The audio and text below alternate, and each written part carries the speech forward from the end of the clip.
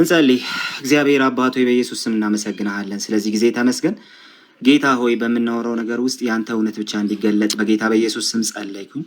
መንፈስህ እንዲያግዘን እንዲረዳን በኢየሱስ ስም እንጸልያለን። አሜን።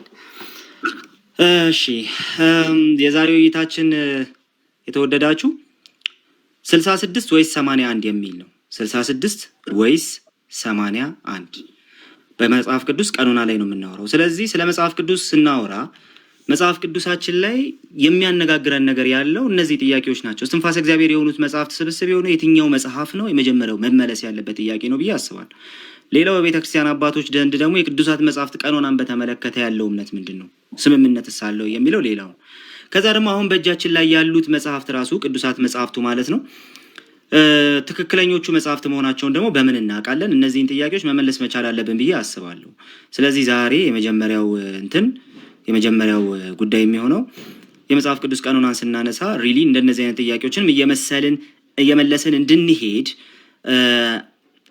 አይ ኤክስፔክት ያንን ነው የምናደርገው ማለት ነው። ስለዚህ ትክክለኛው የመጽሐፍ ቅዱስ ቀኖና የትኛው ነው ብንባል ከ81 እና ከ66 ትክክለኛው የመጽሐፍ ቅዱስ ቀኖና የትኛው ነው ብንባል የምናመጣው ምንድን ነው? 81 ነው 66ቱ? እኛ ፕሮቴስታንቶቹ 66ቱ እንላለን።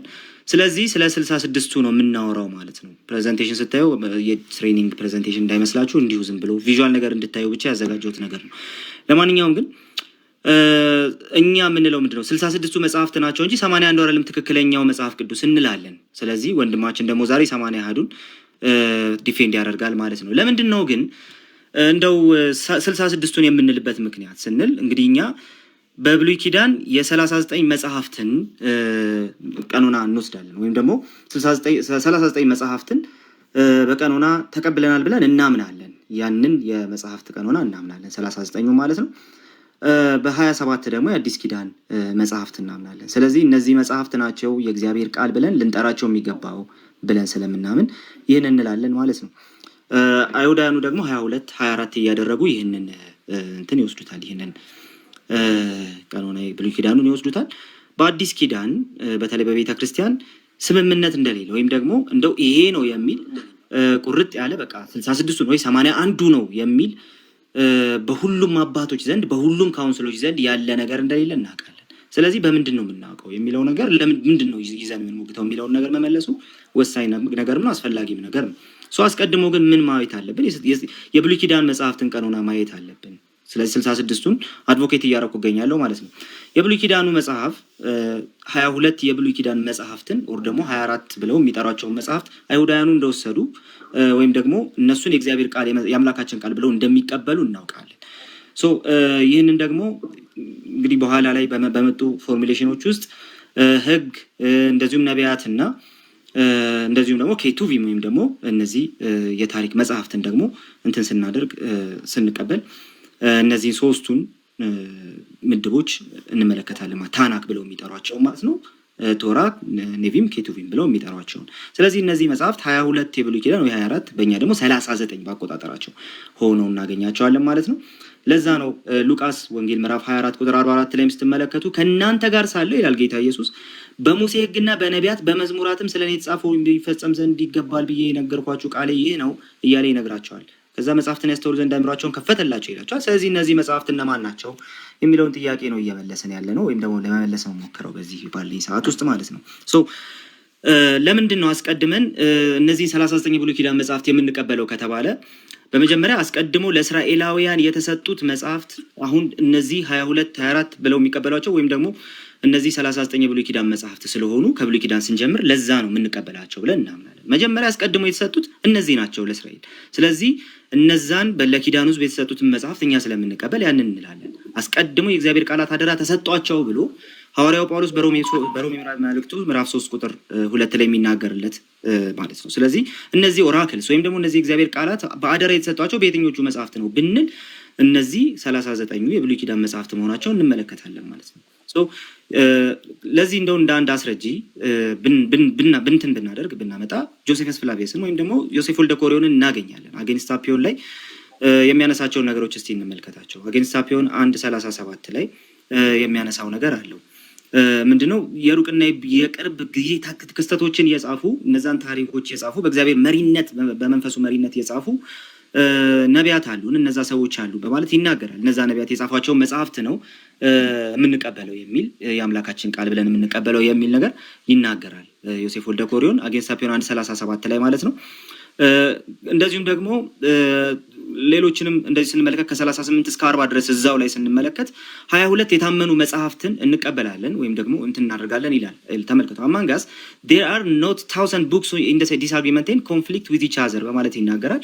ታዲያ ምንድናቸው ሲባል 22 መጽሐፍትን ነው እኛ የምንቀበለው በማለት እንዲህ ሲያስቀምጥ ትመለከቱታላችሁ ማለት ነው። ስለዚህ ሺህ ምናምን መጽሐፍት የሉን የሚጋጩ 22 መጽሐፍት እንቀበላለን በማለት ይናገርና ከዛ 5 of these are the books of Moses which contain both the laws and the tradition from the birth of humanity up to his days በማለት ይናገራል።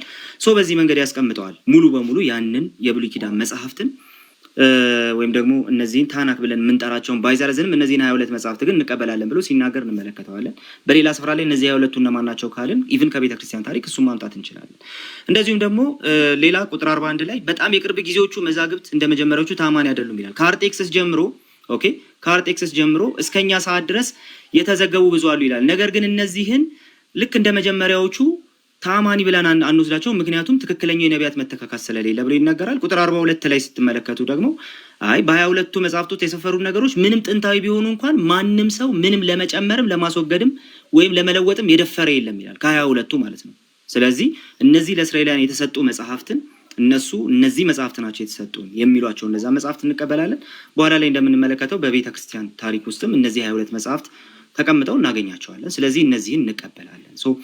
27 የአዲስ ኪዳን መጽሐፍት እንግዲህ አከራካሪ አይመስሉም።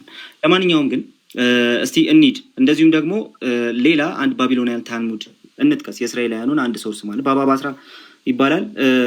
ባባ ባስራ 14 ቢ ላይ ተመሳሳይ ነገር ያነሳል። እነዚህ መጽሐፍት ይናገራል። ካኖን ሊስት ኦፍ ባቢሎኒያን ታልሙድ በኋላ ላይ ደብዳቤውን አንብብልን ጽሁፉን አንብብልን ካልከን እናነባለን። አሁንም እነዚህ መጽሐፍት እንመለከታለን። ቶራን አስዮም አድርጎ ይነሳል። ከዛ በኋላ ነቢያቱን ይጠቅሳል። ከዛ በኋላ 12ቱን ነቢያት ይጠቅስና ኬቱቪም ወይም ደግሞ ራይቲንግስ የተባሉትን ደግሞ ይጠቅሳል። ሩት፣ መዝሙር፣ ኢዮብ ምናምን እያለ ደግሞ ይጠቅሳል ማለት ነው። ስለዚህ እነዚህ መጽሐፍተኛ እንቀበላለን እንላለን። ከወደ ምስራቅ አካባቢ ለምሳሌ ብሪኖይስ ሊስትን ብንመለከት ተመሳሳይ ነገር እንመለከታለን። ብሪኖይስ ሊስት እንግዲህ ከሁለተኛ ክፍለ ዘመን ላይ የሚገመት ሊስት ነው። ስለዚህ ይህ የመጽሐፍ ቅዱስ ሊስት እንግዲህ እነዚህን ይዞ እናገኘዋለን ማለት ነው። እነዚህን ሊስቶች ይዞ እናገኘዋለን።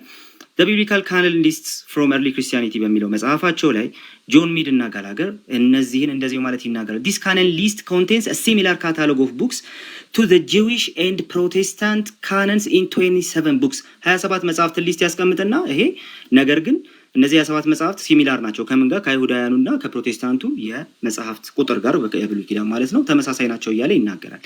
እነ መላጤዎስን ማንሳት እንችላለን። እነ መላጤዎስንም ስናነሳ ተመሳሳይ ነገር እናገኛለን። እንደዚሁም ደግሞ መላጤዎስ ከተወሰኑ መጽሐፍት በስተቀር ማለት ነው ተመሳሳይ ነገር ያስቀምጥልናል። ስለዚህ እነዚህ መጽሐፍት እነዚህ እጃችን ላይ ያሉ 39 የብሉይ ኪዳን መጽሐፍት በአይሁዳውያኑ ተቀባይነት የነበራቸው በእስራኤላውያን ተቀባይነት የነበራቸው እግዚአብሔር ለነሱ የሰጣቸው ናቸው። ስለዚህ በዚህ ምክንያት እንቀበለዋለን ብለን እንናገራለን ማለት ነው። ሌሎችንም መጥቀስ እንችላለን። ለምሳሌ አርጌንስን መጥቀስ እንችላለን። የተወሰኑ መጽሐፍትን ከማስገባትና ከማስወጣት ውጪ ተጨማሪ ተብለው የሚቀመጡትን ወይም ደግሞ 80 ውስጥ ያሉ ተጨማሪ መጽሐፍትን ሲያስገቡ እንመለከታቸውም። ያንን እንመለከታለን ማለት ነው። በዚህ መንገድ ሊስቱን ሲያስቀምጥ እንመለከታለን። የነቢያቱን መጽሐፍት እንደዚሁም ደግሞ ኤርሚያስን ያስቀምጣል። ታላላቅ ነቢያት፣ ታናናሽ ነቢያት፣ ከዛ በኋላ እነዚህን ኬቱብ የሚባሉትን ሌሎች መጽሐፍትን ያስቀምጣል። ከዛ በኋላ ደግሞ የሙሴን መጽሐፍት ያስቀምጣል። በዚህ መንገድ አርጌንስን ሲያስቀምጥ እንመለከተዋለን ማለት ነው። ኤክሌሲያስቲካል ሂስትሪ ላይ የአውሳቢዮ ዘቂሳርያ ማለት ነው 6:25 ላይ ታገኙታላችሁ። በዚህ መንገድ አስቀምጦት እንመለከታለን ማለት ነው።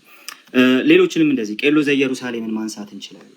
እነዚህን ሊስቶች እንዴት አገኛቸዋቸው ከተባለ የተወሰኑ መጽሐፍትን ምናልባትም ከማስገባት ወይ ከማስወጣት በስተቀር በዚህ መንገድ ያስቀምጧቸዋል። አትናቴዎስን ማየት እንችላለን። እና አትናቴዎስን በተመሳሳይ ፌስታል ሌተር 39 ላይ እንደዚሁ የተወሰኑ መጽሐፍትን አስቴርን ከማውጣትና ሌሎች 2 መጽሐፍትን ከማስገባት በስተቀር የኛን ወይ ደግሞ የ66ቱን የብሉይ ኪዳን መጽሐፍት ቀኖና ይዞ እናገኘዋለን።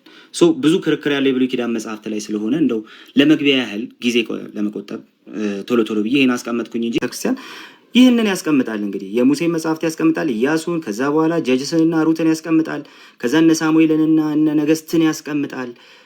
ሌሎችንም እንደዛ ያስቀምጣል ማለት ነው። ክሮኒክልን ያስቀምጣል።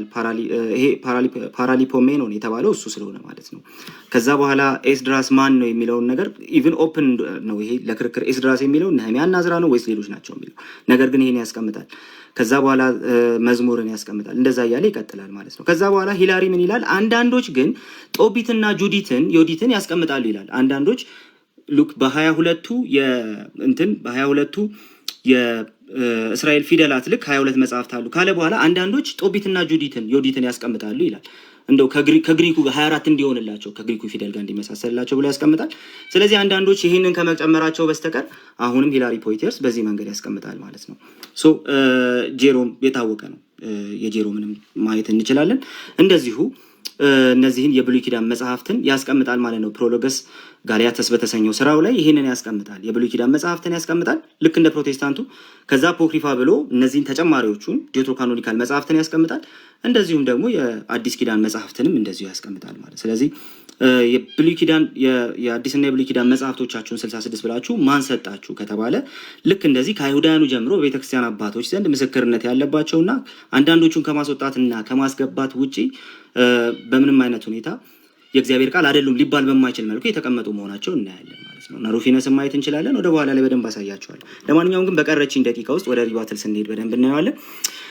በቀረችኝ ደቂቃ ውስጥ እስቲ 80 አሐዱን ለምንድን ነው የማትቀበለው ብባል የማልቀበልበትን ምክንያት ዝም ብዬ ላስቀምጥ። እንግዲህ 80 አሐዱ ፍትሐ ነገሥት አንቀጽ 2 ላይ 73 መጽሐፍት ዝርዝርን ያስቀምጥና ከዛ መጽሐፍቱ ግን ምን ይላል? ቅድስት ቤተክርስቲያን በቅድስት ቤተክርስቲያን ሊቀበላቸው የታዘዙ ቁጥራቸው 81 የሆነ አምላካዊት መጽሐፍት አሉ ይላል። 73 ያስቀምጣል። ከዛ በኋላ ግን የኢትዮጵያ ኦርቶዶክስ ተዋሕዶ ቤተክርስቲያን እምነት፣ ስርዓት፣ አምልኮና የውጭ ግንኙነት የተሰኘው መጽሐፍ ግን ልክ ገጽ 42 ላይ ታገኙታላችሁ። እንደዚህ አድርጎ መጽሐፍትን ያስቀምጣል። እነ ኩፋሌን ያስገባል፣ እነ መጽሐፈ ሄኖክን ያስገባል፣ ፍትሐ ነገሥቱ ላይ ሌሉትም ማለት ነው። እንደዚሁም ደግሞ ሌሎች 8 የስርዓት መጽሐፍትን ያስገባል። የአዲስ ኪዳን መጽሐፍት ብሎ ስርዓተ ጽዮን፣ ትእዛዝ፣ ግጽ፣ አብጥሊስ፣ አንደኛ መጽሐፈ ኪዳን፣ ሁለተኛ መጽሐፈ ኪዳን እያለ 8 የአዲስ ኪዳን መጽሐፍት ብሎ ያስገባል። ብሉይ ኪዳን ላይ ልክ እንደ ፍትሐ ነገሥቱ መጽሐፈ ዮሴፍ ወልደ ኮርዮንን ያስገባል። ከዛ በኋላ ምን ያደርጋል? የስርዓት መጽሐፍት ብሎ ያስቀምጥና 35 የአዲስ ኪዳን መጽሐፍትን ያስቀምጣል። 46 የብሉይ ኪዳን መጽሐፍት ይልና 81 ናቸው ይላል። ነገር ግን ለምንድነው መቀበል የሌለብን ካላችሁ በየትኛውም ቤተክርስቲያን እንደ ቀኖና መጽሐፍ ተቀባይነት የሌላቸው መጽሐፍትን ይዟል 80 አሐዱ። ስለዚህ አንቀበለውም። 8ቱ የስርዓት መጽሐፍት የተባሉትን ኩፋሌን፣ ሄኖክን፣ ወልደ ኮርዮንን በጭራሽ አናገኛቸውም። ወደ ቤተክርስቲያኒቱ ሊቃውንት ስንመጣ ለምሳሌ ኢትዮጵያ ኦርቶዶክስ ተዋሕዶ ቤተክርስቲያን ትምህርት በሚለው መጽሐፋቸው አባ መልከ ጼዴቅ ፍትሐ ነገሥቱ ዮሴፍ ወልደ ኮርዮን የተባለው መጽሐፍ ከቁጥር እንዴት እንዳስገባው የማይታወቅ ነው ይላል። ምክንያቱም ይህ መጽሐፍ የታሪክ መጽሐፍ እንጂ ከቅዱሳት መጽሐፍት ውስጥ የሚገባ አይደለም እና እንዲያውም ከክርስትና በኋላ የተነሳ ሰው እንደጨመረው የታወቀ ስለሆነ ወደ ብሉይ ኪዳን በምንም መልክ መጨመሩ ቀርቶ መገመትም የለበትም ይላል። ስለዚህ ዮሴፍ ወልደ ኮርዮን ለምሳሌ ከ46ኛው የብሉይ ኪዳን መጽሐፍት ዝርዝር ውስጥ ቀጥታ መውጣት ያለበት መጽሐፍ ነበረ ማለት ነው። ኦኬ፣ ከዚህ የብሉይ ኪዳን መጽሐፍ ዝርዝር ውስጥ ከ46ኛው የመጽሐፍ ዝርዝር ውስጥ መውጣት ያለበት ነው በእኚህ ሊቅ ንግግር መሰረት።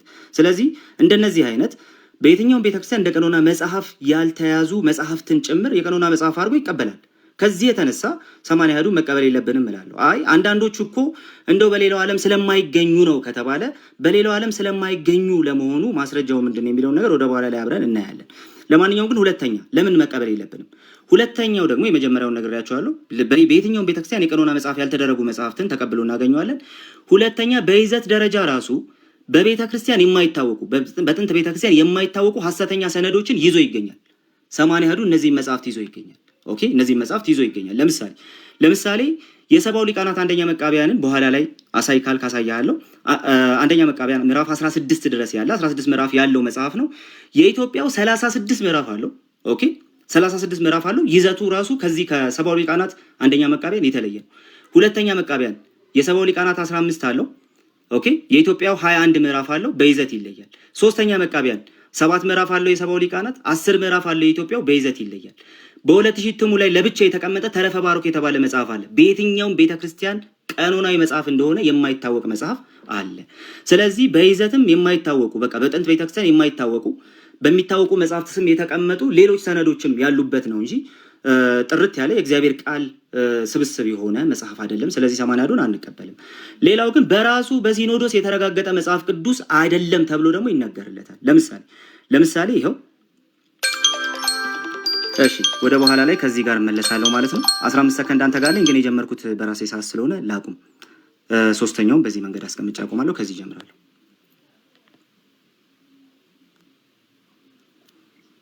እሺ እሺ ቴንክ ዩ አለ ቃል ያለው አልሰማም። እሺ አንዴ እስከማስጀምርልህ ድረስ የራሴን ልዝጋና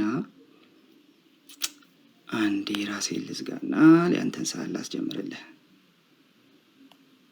እሺ በላፕቶፕ በምን ብዬ ነበረ ኮኔክሽን አዛገኝ።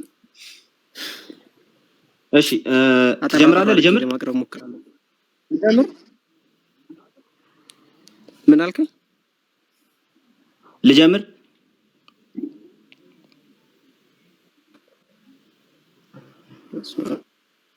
ወለፈስ ሰላም ለካቢ አስጀምረው። እሺ ወንድማችን ቃሌ ያቀረበውን ነገር የሰማችሁት ይመስለኛል። አይ ቲንክ መግቢያ ቀኖና ልንወያይ ቀኖና ዲፋይን ሳይደረግ ነው ወደ እንትኑ እየገባው። ለማንኛውም የኛን ሰዓት ለመጠቀም ቶሎ እንሄዳለን። ቀኖና ማለት ቀጥታ መለኪያ መስፈሪያ ማለት ነው፣ ቃሉ ሲተረጎም ማለት ነው። ለምሳሌ አሁን ከፖይንት ኤ ፖይንት ቢ ያለው ዲስታንስ በኪሎ ሜትር ይለካል፣ የአንድ ነገር ክብደት በኪሎግራም ይለካል ምናምን። ቀኖና ማለት ቤተክርስቲያን ተለክታ ተሰፍራ ተመዝና ወደኛ የመጣችበት እኛ ቤተክርስቲያንን እየተቀበልንበት መስፈሪያችን መለኪያችን ይሆናል ማለት ነው። ስለዚህ ቀኖና ማለት ምንድነው? መለኪያ ወይም መስፈሪያ ማለት ነው። ሁለተኛ በዚህ መለኪያ የሚለካውና ልኬቱን የሚነግረን ማን ነው የሚለው በጣም ወሳኝ ነገር ነው። ምክንያቱም እኔም ሚስተር ኤም ሚስተር ቢም እየሄዱ እየለኩ መቀበል ስለማይችሉም ማለት ነው። ማን ነው ለክቶ የሚሰጠው ከተባለ በሐዋርያዊ ሲኖዶስ የምትነው ልኬት የምትችለው። ለምሳሌ በሐዋርያት ዘመን በሚበሉ ምግቦችና በማይበሉ ምግቦች ከጣዖት አምልኮ በሚመጡትና በአይሁድ መካከል ከፍተኛ ልዩነት ተነስቶ ሳለ ሐዋርያት በሲኖዶስ ነው ውሳኔውን የወሰኑት። ለምን? ቅድስት ቤተክርስቲያን ህብረታዊት ስለሆነች አንድነታዊት ስለሆነች የምትለካውን በአንድነት ውስጥ ነው፣ የምትኖረውን በዛው በጌታ ህብረት በጌታ አካልነት ውስጥ ነው ማለት ነው። ስለዚህ ቀኖና ማለት ይሄ ነው፣ የምትለካው ቅድስት ቤተክርስቲያን ናት። ኦኬ፣ እንደዛ ከሆነ ይህ መለኪያ ምንን ያሳያል ከተባለ የአንዲት ቤተክርስቲያን ልዩ ቀለሟና ውበቷ ምን እንደሆነ የሚያሳይ ነው። ለምሳሌ የኢትዮጵያ ቤተክርስቲያን ልዩ ቀለሟና ውበቷ ምንድነው? ይሄ ነው። ምኗን የሚገልጸው? ይሄ ቀኖናዋ ነው የሚገልጻት። ቤተክርስቲያንን መልኳን፣ ውበቷን፣ ምኗን የሚገልጽላት ቀኖናዋ ነው። ቀኖና ዶግማ ስላልሆነ ከቀኖና ሊለያይ ይችላል። ከቀኖና ሊለያይ ይችላል ማለት ምንድነው? ለምሳሌ በእኛ ሀገር የክህነት አሰጣጥ እና በሌሎች ሀገር የክህነት አሰጣጥ ሊለይ ይችላል። የሚሰጠው ግን ያው ክርስቶሳዊ ሐዋርያዊ ክህነት ነው። አንድን ምግብ አንተ በሹካ በላኸው፣ በማንኪያ በላኸው፣ በእጅህ በላኸው፣ ያው ምግቡን እየበላኸው ነው ማለት ነው። ዞሮ አበላልህ ብቻ ነው ልዩነቱ። ስለዚህ ያበላልህ ስርዓታችን ይለያል ማለት ቀኖናው እንደዚሁ ዶግማ ጉዳይ ስላልሆነ የመሰረተ ሃይማኖት ጉዳይ ስላልሆነ ከቀኖና ሊለይ ይችላል። ለምንድነው የሚለያየው? ለምሳሌ አንዲት ጠይም ሴት ወይም ቀይ ሴት ትኖራለች። አንዷ ቀይ አንዷ ጠይም ስለሆነች ግን መቼም እችኛዋ ሰው አይደለችም አትልም። መለኪያም እንደዛው ነው ማለት ነው። መለኪያም እንደዛው ወይም ቀኖና የምንለውም እንደዛው ነው። ታዲያ መጽሐፍ ቅዱሳዊ ቀኖና እንዴት ነው አሁን ያለበት ቁጥር ላይ እንዴት ሊደርስ ቻለ? ምን ስቴጆችን እያለፈ ነው የመጣው ከተባለ ሁለት ስቴጆች አሉ። በመጽሐፍ ቅዱስ ካነን ጥናት ውስጥ ወይም በቢብሊካል ሎው ውስጥ ሁለት ደረጃዎች አሉ። ኖርማ ኖርማንስ የሚባል አለ። ሁለተኛ ኖርማ ኖርማታ የሚባል አለ። ኖርማ ኖርማንስ ማለት ፊክስድ የሆነ ሊስት ሳይኖር የጌታ ቤተክርስቲያን የምትተዳደርበት ህግ ማለት ነው። ለምሳሌ የብሉይ ኪዳን መጽሐፍት ሳይኖሩ ኦሪት ዘፍጥረት ምን ሳይጻፍ ሙሴ ህዝቡን እየመራ ወጥቷል። ከዛም በኋላ መጽሐፍ ተሰጣቸው። ከመጽሐፍ በፊት ምኑ ቀደመ ማለት ነው? ማህበሩ ቀደመ ማለት ነው። በሐዲስ ኪዳንም ሐዋርያት እየሰበኩ እያለ ካኖናይዝ ተደርጎ ያለቀ የሐዲስ ኪዳን መጽሐፍ አልነበረም። በሐዲስ ኪዳን የነበሩ ሰዎች የሚከራከሩት በሐዋርያት ዘመን የነበሩ ሰዎች የማቴዎስ ወንጌል የማርቆስ ወንጌል እያሉ አልነበረም። ይልቁንስ ክርስቶስ ሲሰቀል ከሙታን የተነሱ ሰዎች ነበሩና እነሱ ምስክር ሆነዋቸው የሐዋርያት ስብከት፣ የሐዋርያት ህይወት፣ የሐዋርያት ተአምር ምስክር ሆኗቸው ሃይማኖታቸውን እያጸኑ ኖረዋል ማለት ነው። ይሄ ኖርማ ኖርማንስ የሚባል ነው። ኖርሚንግ ኖርም ነው የሚባለው። ራሱ በራሱ የሆነ ፊክስድ ሊስት ሳይኖር የጌታ ቤተክርስቲያን የምትተዳደርበት አንኮራተስ ላይ። ስለዚህ ከዚህ ምንድነው የምንረዳው? እነዚህ ሁለቱ መጽሐፍት ምንም እንኳን ኖርማ ኖርማታ ላይ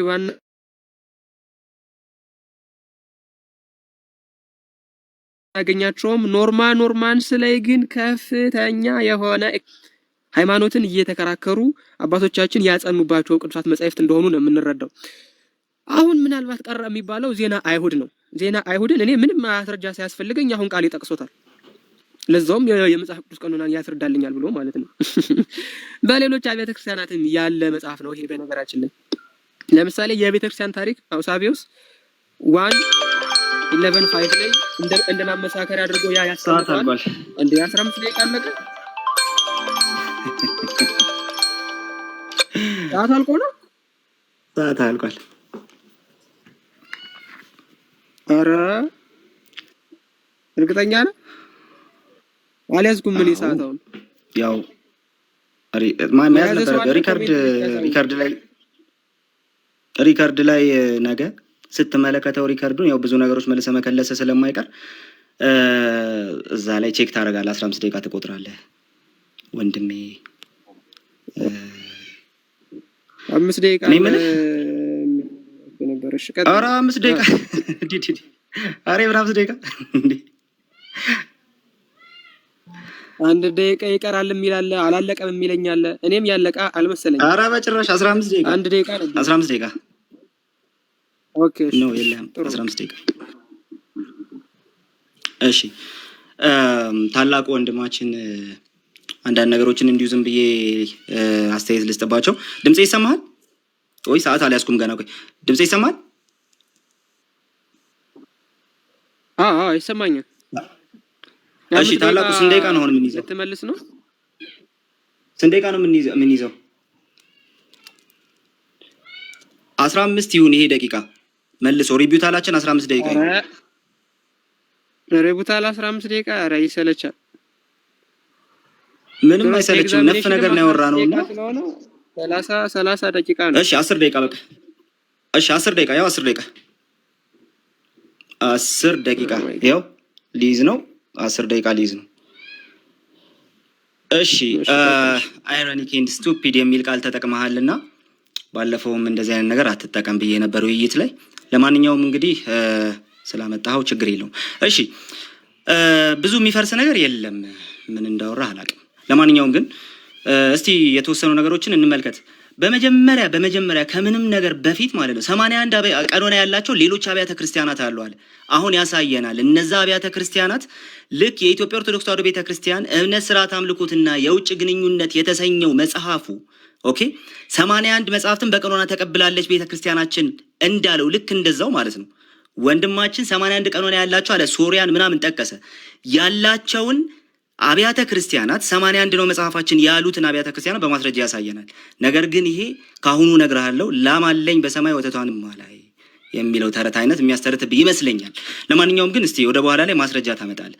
እሺ ሌላ እንግዲህ ቀድሞ ቀኖናን ትርጉሙን አላነሳም ማለት ጥያቄዎች ስጠይቅ እኮ የቀኖና ትርጉም እያነሳው ነው። ለማንኛውም የቀኖና ትርጉም አንተ የሚገባሃል ሰሚዎቹ የሚገባቸዋል ማለት ቀኖና ማለት ብዬ አልጀመርኩም ትምህርት ላይ ስላልሆንም ማለት ነው። ለማንኛውም ጥያቄዎቹ ግን ቀኖናን በቀጥታ ዲፋይን የሚያደርጉ ነበሩ። ጥያቄዎቹን ረስተሃቸው ካልሆነ ወንድማችን ሌላ ደግሞ ዲቫይንሊ ኢንስፓየርድ ብለው አላሰቡም ቀኖናን በተመለከተ ሲያወሩ አልክ። ነገር ግን አትናቴዎስ ፌስታል ሌተር 39 ላይ የአዲስና የብሉይ ኪዳን መጽሐፍትን ከጠቀሰ በኋላ ፋውንቴን ኦፍ ሳልቬሽን ካላቸው በኋላ ወንድማችን ተመልከት there are other books besides this indeed not received as canonical but having been appointed by our fathers to be read those just approaching and wishing to be instructed እያለ ይቀጥላል። ቅድም ያነሳቸው ማለት ነው አባቶች ኦኬ ፈርስት እና ሰከንድ ቲር ቡክ የሚባል ነገር አላቸው በቀኖናቸው ውስጥ ልክ ፋውንቴን ኦፍ ሳልቬሽን ብሎ እንዳስቀመጠው ማለት ነው። ልክ እንደዛ የሚያነሱት ነገር ይኖራቸዋል በቀኖናቸው ውስጥ ማለት ነው። ከዛ በኋላ ግን ቀኖናዊ ያልሆኑ ናው ሪሲቭድ አስ ካኖኒካል እንደ ካኖኒካል ያልተቀበልናቸው አለህና አስቀመጠ። ቀኖናን ዲቫይንሊ ኢንስፓየርድ ብለው አላሰቡትም ማለት አሁንም ቀልድ ነው ወንድማችን። ስለዚህ ቀኖና ብለው ሲያስቀምጡ ኤክሌሲያስቲካል እና ካኖኒካል ብለው እነ ሩፊነስ እንዳስቀመጡት ልክ እንደዛው ደግሞ ማስቀመጥም ይቻላል። ሩፊነስም ያንን ስላስቀመጠ ማለት ነው። ስለዚህ ሩፊነስ ሲያስቀምጥ ተመልከት ካኖኒካል እና ኤክሌሲያስቲካል ብሎ ነው የሚያስቀምጣቸው ራሱ ማለት ነው። ኦኬ ካኖኒካል እና ኤክሌሲያስቲካል ብሎ ነው የሚያስቀምጣቸው። ሉክ but it should be also known that there are other books which are called not canonical አለ። ኦኬ ዩሲ በቴክሌሲያስቲካል አለ። ስለዚህ ቱቴር የሆኑ መጽሐፍትን እንደዚህ እነ ቄርሎስ ዘኢየሩሳሌም ሲያስቀምጡ እንመለከታለን። ሶ ያ ነው። ሌላኛው ፖይንት ደግሞ እዚህ ጋር ያነሳው ነገር ምንድን ነው? እንደው ዮሴፍ ወልደ ኮሪዮንን ተቃወመና ከዛ እሱኑ ጠቀሰ አለ። ዮሴፍ ወልደ ኮሪዮንን ስጠቅስ ከሆነ ወንድማችን እንደ ታሪካዊ አስረጂ አድርጌ እንዳቀረብኩት አስቀድሜ ነግሬህ ነበር። ረሳኸው መሰለኝ። ታሪካዊ አስረጂ ነው እንጂ ኢንፋሊብል የሆነ ነገር አይደለም አቅርቤ ያለ ያልኩ። ዮሴፍ ወልደ ኮሪዮንን ያስኩልህ ማለት ነው። ወደ በኋላ ላይ የምትጠየቀው ጥያቄ አለ፣ ተዘጋጅ እዚህ ላይ ራሱ ማለት ነው። ነገር ግን ዮሴፍ ወልደ ኮሪዮንን መጽሐፍ ቅዱስ ነው ብዬ አይደለም የጠቀስኩልህ፣ ሂስቶሪካሊ ታሪካዊ አስረጂ ብዬ ነው የጠቀስኩልህ። ለምሳሌ አንድ ሰው የሩፊነስን ወይም የአትናቴዎስን ፌስታል ሌተርን ጠቅሶ የቀኖና መጽሐፍቶቻችን እነዚህ ናቸው ብለዋል ብሎ ሲያስቀምጥ የእነዚህን አባቶች ስራ የቀኖና መጽሐፍ ወይም ደግሞ ይሄንን ኢንፋሊብል የሆነ መጽሐፍ ምናምን ብሎ እየተናገረ አይደለም ያለው፣ አስረጂ ናቸው ብሎ እያመጣ ነው ያለው። ልክ እንደዛው ዮሴፍ ወልደ ኮሪዮንን አመጣሁት እንጂ የኢንስፓየርድ ቡክ ነው ምናምን ብዬ አላመጣሁትም። ታሪካዊ አስረጂና ኢንስፓየርድ ቡክ ወይም ደግሞ ኢንፋሊብል የሆነ መጽሐፍ ቅዱስን ለይተህ ማወቅ አለብህ ብዬ አስባለሁ፣ ለወደፊትም ማለት ነው። ለማንኛውም ግን እንቀጥል። ሰው ያላልኩትን ስላልክ ነው እዚህ ጋር እንትን ያደረኩት ማለት ነው። ሌላው ደግሞ እንደው ዲቫይንሊ ኢንስፓየርድ አላሉም ቀኖናን ሲያስቀምጡ ይህን አላሰቡም አልክና ቀጥለህ ግን ጠርጡለስ ሄኖክን ጠቅሷል፣ ኤጲፋኒዎስ ኩፋሌን ጠቅሷል አልከን። በጣም በሚያሳዝን ሁኔታ ግን እነዚህም መጽሐፍት የቀኖና መጽሐፍት ብሎ የጠቀሳቸው ሰው አለመኖሩን አየህ። ሄኖክ ኢትዮጵያ ውስጥ ብቻ ሳይሆን ያለው ሌላም ቦታ ይታወቅ ነበር። ጠርጡለስ ያውቀዋል፣ አይታል። በሶስተኛ ክፍለ ዘመን የሚታወቅ መጽሐፍ ግን እስከዚህ ዘመን ድረስ በሌሎች አብያተ ክርስቲያናት የቀኖና መጽሐፍ ተብሎ አልተጠቀሰም። ኦኬ ነገር ግን አንድ መጽሐፍ ስክሪፕቸር ተብሎ ተጠቀሰና እንደው ይሄ መጽሐፍ ቀኖናዊ መጽሐፍ ነው ማለት ነው ብለህ ከተናገርክ ግን ወንድማችን በጣም ሞኝነት ነው። ከዛሬ ጀምሮ እሱም ባድ ደግሞ ጥሩ ነው። ለምሳሌ አትናቴዎስ ፋውንቴን ኦፍ ሳልቬሽን ብሎ ከጠቀሳቸው መጽሐፍት መካከል ዊዝደምን አታገኘውም። ኦኬ ኤክሌሲያስቲካል ዊዝደም ለአትናቴዎስ እሱ ብቻ አይደለም፣ ሲራክን አታገኘውም በጭራሽ። ዲስኮርስስ አጌንስት አሪያንስ ላይ 279 ላይ ብትሄድ ግን ዊዝደም 624 ወይም ደግሞ ጥበበ ሰለሞን 624ን ታገኘዋለህ። ሲራክን ታገኘዋለህ። ሲራክ ምዕራፍ 1ን ታገኘዋለህ። እነዚህ መጽሐፍት እሱ ፋውንቴን ኦፍ ሳልቬሽን ብሎ አይጠቅሳቸውም፣ ነገር ግን ስክሪፕቸር ብሎ ጠቅሷቸው ታገኛለህ። ቄርሎስ ዘኢየሩሳሌም ካቴኪካል ሌክቸር 6:4 ላይ ሲራክ 3ን ጠቅሶ ታገኘዋለህ። ኦኬ ነገር ግን ካቴኪካል ሌክቸርስ ላይ ይሄንኑ መጽሐፍ የቀኖና መጽሐፍ ብሎ ግን ሲያስገባው አትመለከትም። አንድ መጽሐፍ ስክሪፕቸር ተብሎ በአባቶች ተጠቀሰ ማለት ያ መጽሐፍ የቀኖና መጽሐፍ ነው ማለት አይደለም። ስክሪፕቸር ብለው ከጠቀሱት በኋላ ስለዛ መጽሐፍ ያላቸው አቋም ምንድነው የሚለውን ነገር የመጽሐፍቱን ዝርዝር ሲያስቀምጡ ምን አስቀምጡ የሚለውን ነገር በማየት ነው የምታስቀምጠው። በጣም በሚያሳዝን ሁኔታ እነዚህን ሁለት መጽሐፍት አንድም የቤተ ክርስቲያን አባት ስክሪፕቸር ተብለው እየተጠሩ እንኳን የቀኖና መጽሐፍ ብሎ ያስቀመጠ ማንም ሰው የለም። ስለዚህ እንደው ሎጂኮች በሙሉ የታሰበባቸውም አይመስሉም እንደው ወንድማችን። ለማንኛውም ግን እንቀጥልና እንግዲህ ለምንድን ነው እንትን ማድረግ የሌለብን አልኳችሁ። 4 ደቂቃ ከ33 ሰከንድ አለኝ። ኦኬ በሙሉ አድሬስ አድርጌያቸዋለሁ አሁን ያነሳቸውን ነገሮች። ለማንኛውም 80 መቀበል የሌለብን በመጀመሪያ እነዚህ መጽሐፍት አልኳችሁ፣ 8ቱን የሥርዓት መጽሐፍት ኩፋሌን፣ ሄኖክን፣ ዮሴፍ ወልደ ኮሪዮንን እነዚህ መጽሐፍት በጭራሽ ስለማናገኛቸው ነው አልኳችሁ። ነገር ግን እዛ ጋር ብቻ ብንቆም እጅግ መልካም ነበረ። ለምሳሌ እዚሁ ቲክቶኩ ላይ ልክ እንደ ታላቁ ጅብሪል መምህር ከሆኑ መምህራን መካከል አንዱን በጣም ከታወቁ በጣም ከምንወዳቸው እኛ ራሳችን በጣም ከምናደንቃቸው መምህራን መካከል አንዱ የሚለውን ተመልከቱት። ኦኬ እንደዚህ ይላል።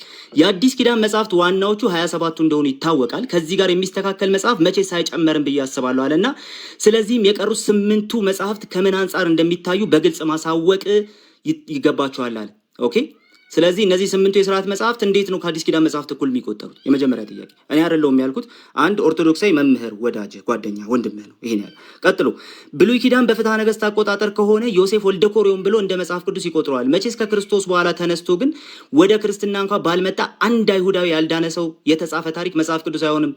ስለዚህ ከምን አንጻር እንደሆነ አሳውቀዋል። ቀጥሎ መጽሐፈ መቃቢያን ተብሎ ወደ አማርኛ የተተረጎመው መጽሐፍ እውነተኛው መጽሐፈ መቃቢያን እንዳልሆነ ይታወቃል ይልሃል የገዛ ወንድምህ። ስለዚህም ትክክለኛውን ወደ አማርኛ መተርጎም ብሎ ያስቀምጥልሃል። እሺ ስለዚህ መጽሐፈ መቃቢያን ሐሰተኛ መጽሐፍ ነው ሲጀመር አንተ እጅ ላይ ያለው ማለት እሱ ብቻ ግን አይደለም። ተረፈ ባሮክ ከዚህ ቀደም ቀኖና ውስጥ የለም ብያለሁ አለ ወንድማችን። ተረፈ ባሮክ ቀኖና ውስጥ የለም። ከዛስ ዋናው ባሮክ እርሱ መጽሐፍ ቅዱስ መሆኑ በታሪክ ውስጥ ሁሉ የታመነ ነው። ግን ደግሞ ይሄኛው ተረፈ ባሮክ እስካየው ድረስ በታሪክ ውስጥ በቤተ ክርስቲያን አገልግሎት ውስጥ የማይታወቅ በእኛ ሀገርም በቀኖና ደረጃ ሲቆጠር አላየሁም ማለት በቃ አለቀ። ስለዚህ ይሄም ሐሰተኛ መጽሐፍ ነው ሲጀመር የቀኖና መጽሐፍ ሊባሉ አይገባቸውም ይልሃል የገዛ ወንድምህ። ግን እሱ ብቻ ቢልህ መልካም ነበረ። ለማንኛውም እነዚህ ሊቃውንትም እንደዛ ይላሉ። እንዴት እንዳስገባው ራሱ አናውቅም ይለዋል። እንዴት እንዳስገባው ፍትሐ ነገሥቱ አባ መልከ ጼዴቅ ማለት ነው። ኦኬ አባ መልከ ጼዴቅ እንዴት እንዳስገባው ራሱ ቀኖና መጽሐፍ አይደለም። ኦኬ ስለዚህ ይሄ እንዴት ወደ ብሉይ ኪዳን ጭራሽ ሊጨመር ቀርቶ መገመት ራሱ የለበትም ይሉሃል። ሊቅህን አሰማም ማለት ነው። የገዛ ሊቅህን አትሰማቸውም። ይገርማል፣ በጣም ይገርማል። ሁለተኛ ምን ብያቸዋለሁ? እነዚህ የመቃቢያን መጽሐፍት እነዚህ ሰባው ሊቃናት ላይ ያሉ የመቃቢያን መጽሐፍት ኢትዮጵያው 80 አሐዱ ላይ የ2080 አሐዱ ላይ ልታገኙት ራሱ አትችሉ። የ2000 ላይ 1980 ላይ እጁ ላይ እነዚህኞቹ ካሉ የሰባው ሊቃናት ጥሩ ከሌሉ ሐሰተኛ ሰነድ ይዟል። መቃቢያን ነኝ ያለ መቃቢያን ያልሆነ ሐሰተኛ ሰነድ ይዘህ ነው ዛሬ ቀኖና ልትወያይ የመጣው። ያሳዝናል። ለማንኛውም ግን እንቀጥል። ቀጥሎ ግን የራሱ ሊቃውንት ምን ይላሉ? አባ መልከ ጼዴቅ አሁንም ምን ይላሉ? ኦኬ፣ በአንድ ደቂቃ ከ45 ሰከንድ ጨርሳለሁ። አባ መልከ ጼዴቅ ምን ይላሉ? 81 መጽሐፍት የሚለው ቃል ግን አሉ ሊቃውንት ያተቱላቸው ፍትሐ ነገሥቱ በደፈናው 81 ስላለ ያንኑ ለመሙላት ብቻ ነው እንጂ አሉ ህጋውያን አይደሉም አሉ። 81 ምናምን ተብለው የገቡት ራሱ ህጋውያን አይደሉም። ያም ሆኖ ሊቃውንት በእነዚህ መጽሐፍት ቁጥር ላይ አልተወሰኑም። እገሌን ያወጡ እንደሆነ እገሌን አስገብቶ እገሌን ያስገቡ እንደሆነ እገሌን አስወጥቶ የሚል ሀተታ መስጠታቸው አሁንም አልቀረም። ስለምን እሱን አይደለም። ይኸውም ከሆነ ቅዱሳት መጽሐፍት ህጋውያን ሊሆኑ ቀኖናውያን ሊሆኑ አይችሉም ይላል። 80 አሐዱ የተባሉትን እነዚህ መጽሐፍት አሁን መጽሐፍት ናቸው ብላ ያመጣቸውን ቁጥር ለመሙላት የገቡ ናቸው ይሉሃል አባ መልከ ጼዴቅ። ኦኬ፣ አባ መልከ ጼዴቅ እንደዚህ ይሉሃል። ወንድማችን ከ3 ወር በፊት ዩቲዩብ ላይ አንድ ነገር አፕሎድ አድርጎ ነበር። ኦኬ፣ አንድ ነገር አፕሎድ አድርጎ ነበር። ለማንኛውም ግን አፕሎድ ያደረገውን ነገር እስቲ ዝም ብዬ ላሳያችሁ። ዶክተር ዲበኩሉን አንዴ ላሳያችሁና ማለት ነው። ሉክ ዶክተር ዲበኩሉ ዘውዴ መጽሐፉን በኋላ አሳያችኋለሁ፣ ወንድማችን ከፈለገው ማለት ነው። እንደዚህ ይላሉ። ነገር ግን በትክክል እነዚህ ቅዱሳት መጽሐፍ 81 ናቸው ይበዛሉ ወይስ ያንሳሉ የሚለው ጥያቄ በቀላሉ ራሱ የሚታለፍ አይደለም ይላሉ። ኦኬ፣ የቅዱሳት መጽሐፍት ብዛት 81 መሆኑ ሲያያዝ ከመጣው ትውፊት በቀር በግልጽ የተወሰነ ነገር አያጋጥምም ይላል። ሲኖዳል ያልሆነ መጽሐፍ ነው ያዝከው ነው ጉዳዩ። ኦኬ፣ ሲኖዳል ያልሆነ መጽሐፍ ነው ያዝከው ነው። ወንድማችን ከ3 ወር በፊት አንድ ቪዲዮ አፕሎድ አድርጓል። ዩቲዩብ ቻናሉ ላይ ገብታችሁት በ16ኛው ደቂቃ ላይ ጁን 5 አፕሎድ ባረከው ላይ እኚህን ሰው ኦኬ፣ ቀሲስ መብራቱ ኪሮስን ምን ብለሃቸዋል? የመፍትሄና የግራ መጋቢያ ሐሳብ መሆኑ የማይለይ ነገር አቅርበዋል ብለሃል። ሲኖዳል አይደለም ስላሉ 80 አሐዱ ሲኖዳል አይደለም ስላሉ ለምን 8ቱን ስርዓተ ቤተክርስቲያን መጽሐፍት አዲስ ኪዳን ቅዱሳት መጽሐፍት ጋር መዘርዘር የለባቸውም ሲጀመር እንደዚህ መባል የለበትም ስላሉ እንዲህ ብለሃቸዋል። ስለዚህ ሪፉዩት የምታደርገው የገዛ ሊቃውንትህንና ወዳጆችህን ነው ብዬ አስባለሁ። ተባረክ።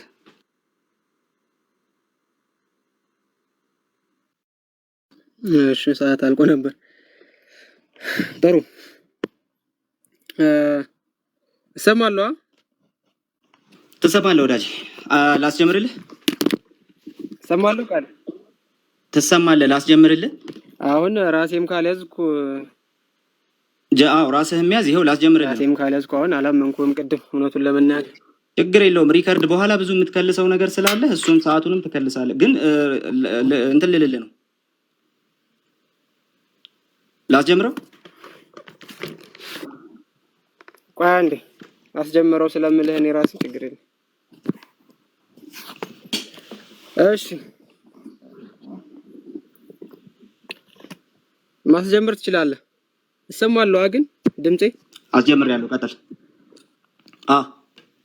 ኦኬ፣ ናይስ። እሺ፣ መጀመሪያ እስኪ 81 ቅዱሳት መጻሕፍት ከኢትዮጵያ ውጪ አይታወቁም ለማለይ በሰባይ ምናምን እያለ ነበር ወገናችንና አላውቅም። ችግር የለውም። በነገራችን ላይ ለፍትሐ ነገሥትና ለአብጥሊስ ምንድናቸው ይላል? አንቲሰደንት ናቸው ማለት የሚቀድሙት ናቸው። እነዚህ ሁሉ ምን ያክል መጽሐፍ ነው የሚዘረዝሩት? የአረብኛ አንደኛው 81 ወይም 82 ካንን ነው የሚዘረዝረው። ሁለተኛ የአቡ አልበረካት ነው። ሁለተኛ የኢብን ካልዱን ነው። ሌላው ፍትሐ ነገሥትና የኛው ስለሆነ እሱን እንተዋለን። ተመልከቱ ምን ያክል መጽሐፍ እንደሚዘረዝር። 81 ቅዱሳት መጻሕፍትን ይዘረዝራል። 81 ቅዱሳት መጻሕፍት የነ ቀለሚንጦስን በሙሉ ጨምሮ ማለት ነው። የነ መቃቢያንን በሙሉ ጨምሮ ማለት ነው። ኦኬ፣ እነ መጽሐፈ ሲራክን ጨምሮ ማለት ነው። እነዚህ ሁሉ አንድ በአረብኛ የሚገኙ ናቸው። ፍትሐ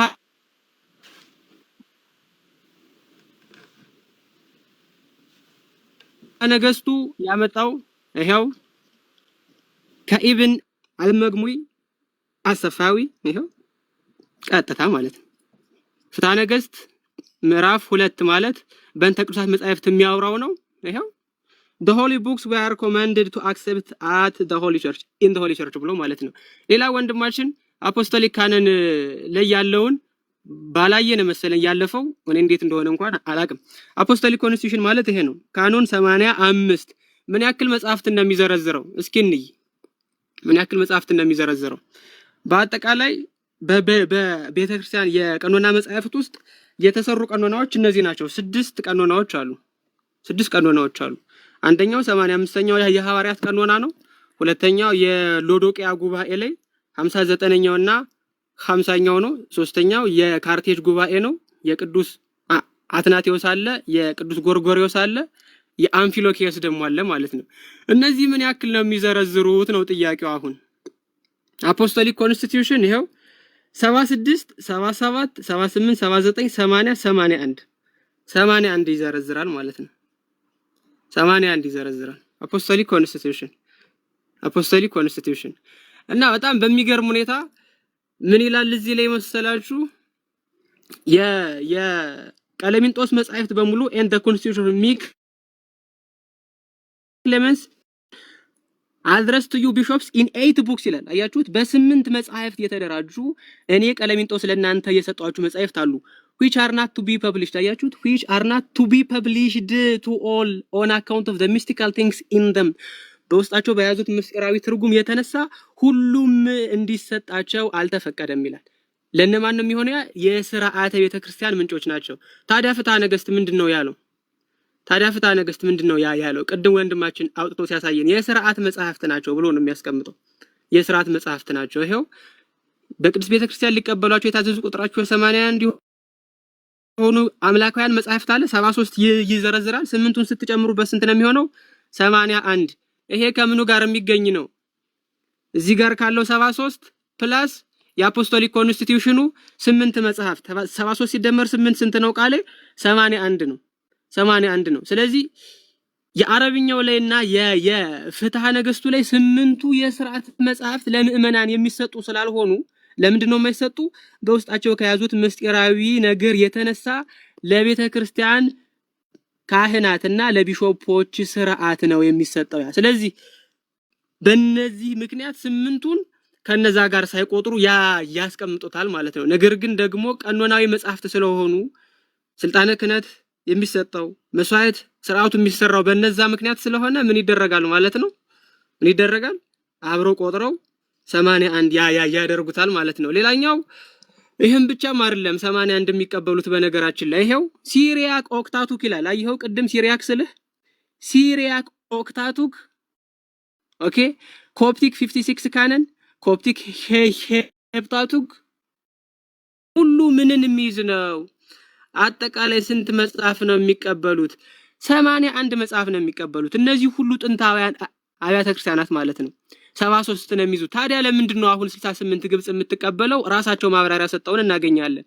ምን ይላል ይሄ? these traditions ይላል። these traditions are the reflections of Coptic society at pivotal time። የቅብጥ ቤተክርስቲያን እንደ ፀሐይ አብርታ በነበረበት ሰዓት ያለውን ቀኖና የሚያሳይ ነው አለ። 500 years after the Islamic conquest of ግብጽ ለ500 ዓመት በእስልምና ከተያዘች በኋላ ግን many of these customs and traditions have been long forgotten አላየው። አብዛኞቹ እነዚህ ቀኖናዎች በቃ ተትተዋል። and even explicitly denounced by the Coptic church denounce ያደረገቻቸው ቀኖናዎችም ይኖራሉ። nevertheless the preservation and the study of such writing is very beneficial in understanding this important stage of the Coptic history ብሎ ያስቀምጣል። ነገር ግን የኛን ታሪክ ለማወቅ እነዚህ ደግሞ በጣም መሰረታዊ ነገሮች ናቸው ብሎ ያስቀምጣል ማለት ነው። ስለዚህ 81 የኛ ቤተክርስቲያን ሳይሆን ጥንታውያን አብያተ ክርስቲያናት በሙሉ አሉ ስንል ይሄው ማስረጃ እያቀረብን ነው። ዝም ብለን ከኪሳችን ስላልሆነ ማለት ነው። ሲቀጥል ቅድም ምን አይነት ነገር ለማስቀመጥ ሞክራል ወንድማችን ቃሌ ቀኖና ሲሰራ አፖስቶሊክ ኮንስቲቱሽንን ዘለህዋል። አፖስቶሊክ ኮንስቲቱሽን ለምን እንደዘለልከው እኔ አላቅም። ቅዱስ አትናቴዎስን ለመጥቀስ ሞክራል። ቅዱስ አትናቴዎስ ይሄው እንደምትመለከተው መጽሐፈ ጦቢትን ይቀበላል። የሐዋርያት ቀኖና 3ቱን መቃቢያን ይዘረዝራል። ግን ሰርፕራይዝ አለኝ። ይሄ ብቻ አይደለም። ዮሴፍ ወልደ ኮሪዮን አሌክዛንድሪያንስ ኮዴክስ ላይ ካኖኒካል ተደርጎ ተቀምጧል አብሮ ማለት ነው።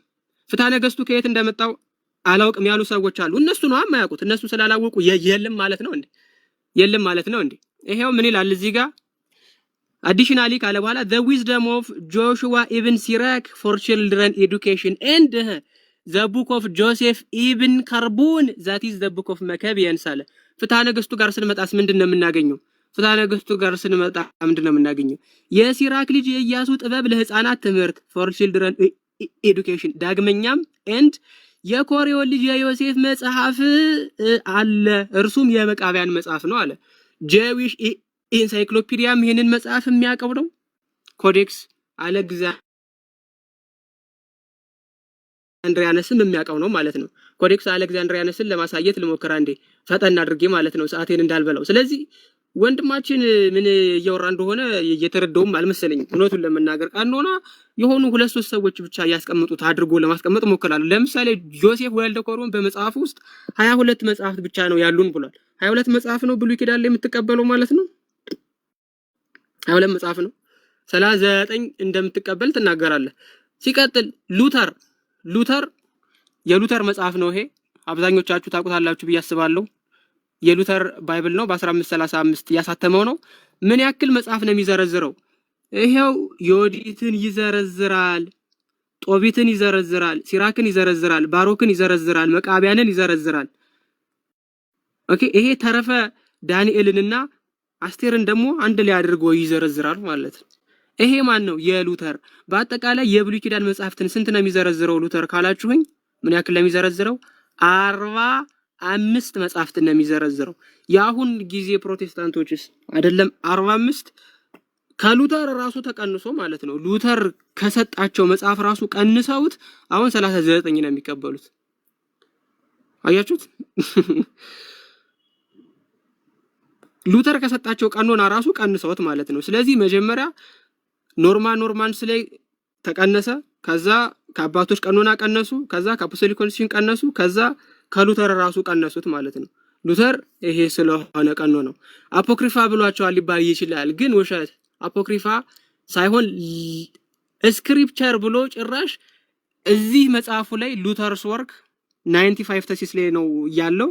ካሪየር ኦፍ ዘ ሪፎርመር 1 ቮሊዩም 30 አንድ ላይ ታገኙታላችሁ። እነ መጽሐፈ ባሮክን እነ መጽሐፈ ሲራክን እነ ጥበበ ሰለሞንን እየጠቀሰ ቲዮሎጂካል ጉዳዮችን ሲከራከር ታገኙታላችሁ። ሚስጥረ ትንሣኤ ሙታንን የሚከራከረው ከነ መጽሐፈ ሲራክ ነው።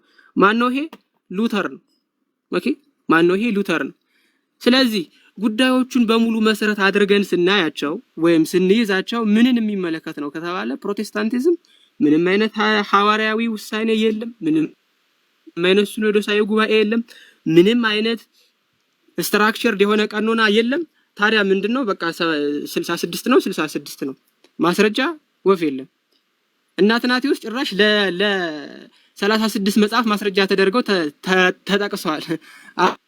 አትናቴዎስ ግን ምን ያክል መጽሐፍትን እንደሚቀበለው ከብሉይ ኪዳን እንኳን ብንጠቅስ ማለት ነው 3ቱን ስትቀንሱልን 45 መጽሐፍትን እንደሚቀበለው ሰዓት አልቋል። 45 መጽሐፍትን ማለት ነው ከብሉይ ኪዳን አልቋል ሰዓት። ኦኬ እሺ ወንድማችን ግን እኔ አልጠገብኩም። 5 ደቂቃ ብንጨምር ምን ይመስላል? ሪቪውታል ትንሽ ሰዎችን በደንብ ያወራ ነው እንዲገባቸው እናፍታተው።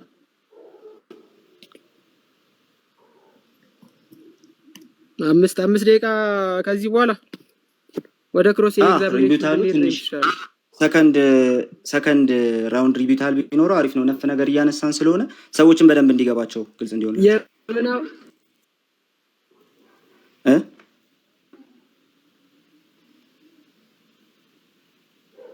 አይ ወደ ክሮስ ኤግዛም ዳዩ አለ ቁም ነገሩ ያለው እዛ ላይ ነው አለ።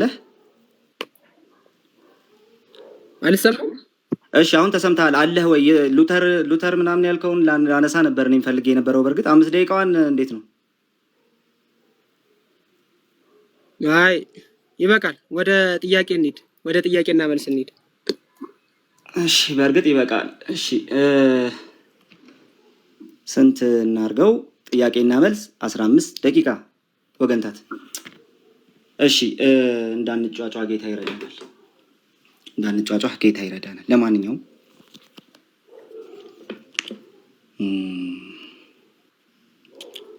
አንድ ጊዜ ዝም ብዬ ከፍቼ ላስቀምጠውና ካሜራዬን ከዛ ልጀምር። እሺ የት ሄደች እባክህ? ቆይ አንዴ። እሺ ወንድማችን አሁን ላስጀምር ነው። ዝግጁ ነህ? አስጀምር። ያ አስጀምር። 15 ደቂቃ ነው አይደል? 15 ደቂቃ። ይኸው ጀምረናል። እሺ ጥያቄ 1 ሉተር ተጨማሪዎቹ መጽሐፍት ቀኖና ናቸው ያለበትን ማስረጃ ሳይ። ይኸው ከፈትኩ እኮ። እሺ ቀኖና ናቸው ያለበትን ማስረጃ ሳይ። ከነ ሌቪቲከስ ከነ ነምበርስ ጋር ነው የሚጠቅሰው። እነማንን ቀኖና ናቸው ያለበትን ማስረጃ ነው ያልኩ ወንድማችን። እነ ጦቢያ ይኸው ፊት ለፊትህ እኮ ነው። አታየው? ምን ቪዲዮ ቀኖና ናቸው ያለበትን ማስረጃ ነው ያልኩ። የመጽሐፍት ሊስት አልጠየቅኩህም ወንድማችን እኮ። ይሄ ቀኖና ነው ወይስ አይደለም? እሱ ተጨማሪዎቹ መጽሐፍት ቀኖና ናቸው ያለበትን ማስረጃ ነው ያልኩህ እኮ። ይሄውና ከቀኖናዊ መጽሐፍት ጋር ዘርዝሮታል ሉተር ራሱ። በቃ እሺ ይቅርብህ። እሱ ጥያቄ ይቅርብህና ቆይ እሱ ጥያቄ ይቅርብህና ጥያቄን እየሰማ ሉተር እነዚህን ተጨማሪዎቹ መጽሐፍት አልጠየኩም። ማጠየቀህ እንዴ? ተመለስ። ጠየቀኝ እኮ ማጠየቀ። ተመለስ። ጊዜ አትግደል እንዴ? ተመልከቱት። አረኔ ጊዜ እየገደልኩ አይደለም። ተመለስ። ማጠየቀህ ሌላ ጥያቄ እየጠየቅኩ ነው። ሉተር ስክሪፕቸራል መሆናቸውን እንደተናገረ ላሳይህ ፕሊዝ። እድል ስጠኝ። ቀኖና ናቸው የሚለውን ልታሳየኝ የፈለከው? ስክሪፕቸር ብሎ ቅዱሳት መጻሕፍት ብሎ ጠቅሷቸዋል። በቃ አልፌዋለሁ። ምንም ራሱ እየገባህ አይደለም። ወደ ሁለተኛ ጥያቄ መልሰው። የቅድሙን ሊስት መልስልኝ እስቲ። ወደ ሁለተኛው ጥያቄ መልስልኝ። ወደ ሁለተኛው ጥያቄ ልባ መልስልኝ። እሺ ተጨማሪዎቹን መጽሐፍት ምን ብሎ ነው ርዕስ የሰጣቸው? እስቲ አንብብልኝ። ይሄንን ነው 12ቱ የሐዋርያት መጽሐፍት ነው የሚለው። ይኸውልህ እስከዚህ ድረስ ዘረዘረ። 12ቱ የሐዋርያት መጽሐፍት 12ቱ የሐዋርያት መጽሐፍት ነው የሚለው እሱ። ተጨማሪዎቹ መጽሐፍት የሐዋርያት መጽሐፍት ብሎ ይጠራቸዋል። እስቲ አንብበው። ኧረ ብራዘር 12 የነቢያት መጽሐፍት ይሄ ማይነር ነቢያት አሉ። ቆይ ላሳይ። በጌታ በኢየሱስ ስም በቃ ቶ አንተ በኢየሱስ ስም ቶ በቃ ትችዋለሁ። እሺ እንቀጥል። አንዴ ኧረ በቃ አንድ ብሎ ጀመረ። ሶስተኛ ጥያቄ 23 ላይ መጣ። ተጠይቃል። ሶስተኛ ጥያቄ 23 ላይ መጽሐፍትን ቆይ አንዴ ተረጋጋ እንዴ። 81 መጽሐፍትን የቀነነ ካውንስል የትኛው ነው? ኧረ ፕሊስ ልመልስልህ። ኧረ እባክህ ጥያቄን መልስ እንዴ። ፕሊስ ልመልስልህ። ሌላ ጥያቄ ጠይቄሃለሁ። ቶ በቃ 81 መጽሐፍትን የቀነነ ካውንስል የትኛው ነው ወንድማችን? በቸርች ትራዲሽን ውስጥ እያሳየው ነው። ይሄው በሲሪያክ 81 መጽሐፍትን የቀነነ ካውንስል የትኛው ነው? ካውንስሉን ብቻ ንገረኝ። በኮፕቲክ ሼክታቱክ ውስጥ እያሳየውህ ነው። የጠየቅኩ ካውንስል ነው፣ ጉባኤ ነው የጠየቅኩ። በየትኛው ጉባኤ ነው 81 ቀኖና የተቀነነው ነው ያልኩ? የቸርች ትራዲሽን ነው የማሳይ ብራዘር። ቸርች ትራዲሽን ቀኖና ትጠየቃለህ፣ ትራዲሽን ታሳያለህ ወይ? በኢየሱስ ስም እንትን ልትል ነው እንዴ? እሺ ቶ እንቀጥል። ሶስተኛ ጥያቄ የለም በቃ የለም፣ ፈርሷል። 81 ፈርሷል። እሺ እንቀጥል። ትመልሳለህ። በቃ አለቀ እኮ። በሲሪያክ ውስጥ ማለት እኔ ጉባኤ ነው የጠየቅኩት። ትቼዋለሁ። ጉባኤ ነው የጠየቅኩት። አለቀ። ጊዜን አትግደልብኝ። እሺ ሌላ አስቀመጥኩልህ። ሌላ ቀጥል። አትናቴዎስ ጦቢትን ይቀበላል ብለሃል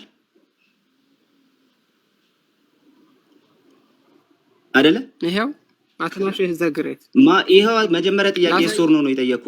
አትናቴዎስ ጦቢትን ይቀበላል የሚል ነገር ተናግሬያለሁ። አዎ ቅድም ብለሃል። እሺ ተሳስተ ነው ማለት ነው። ዳጸልሳን ነው። እሺ ቶ ችግር የለውም። ኧረ በቃ ቶ ችግር የለውም። እሺ ሌላ እሺ ካነን 85 ላይ ሂድና ግን አወጦ ያንተ ቤተክርስቲያን ቶ በቃ ቶ አልኩ እኮ ካነን 85 ላይ ሂድና ያንተ ቤተክርስቲያን እንደዚህ ያስቀመጠቻቸውን ያንተ ቤተክርስቲያን እንዲያስቀመጠቻቸውን ሊስቱን አሳይ። ትእዛዝ፣ ግጽ፣ አብጥሊስ የሚሉት እነዚህ ሊስቶች አሳይ።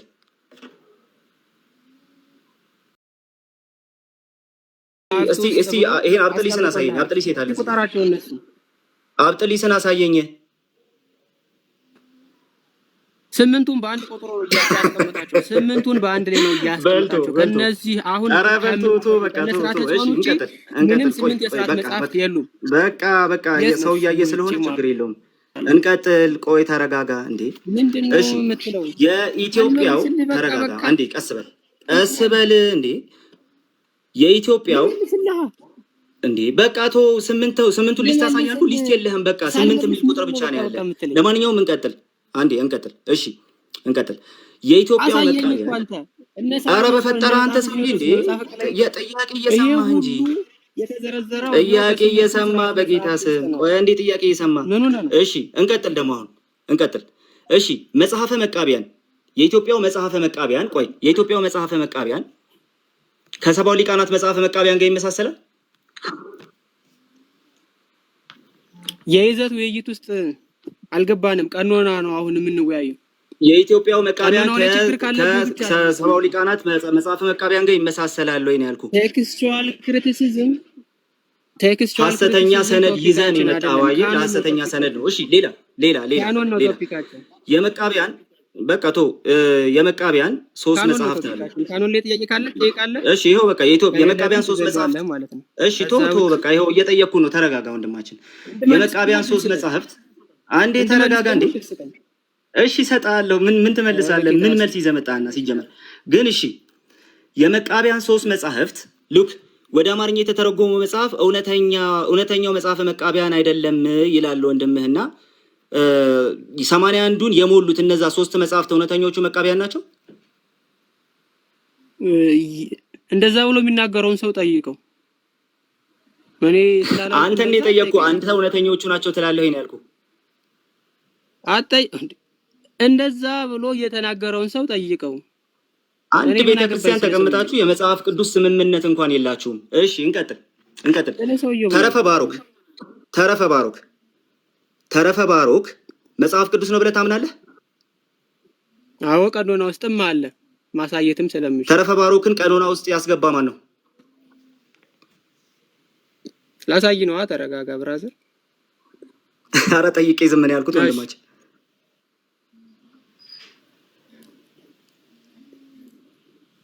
እሺ ተመልከቱ። እሺ ተረፈ ባሮክን ሊያሳይ ነው። ያሳይ ነው። ስሜታዊ አትሁን። ተረጋግቶ መስማት ኧረ እባክህ ቀጥል ዝም ብለህ።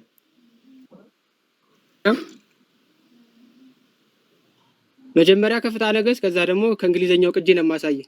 የእንግሊዘኛውን ቅጂ አምጣው። ፍትሐ ነገሥቱን ተውና እንግሊዘኛ ቅጂውን አምጣው እስቲ። ተስማምተናል?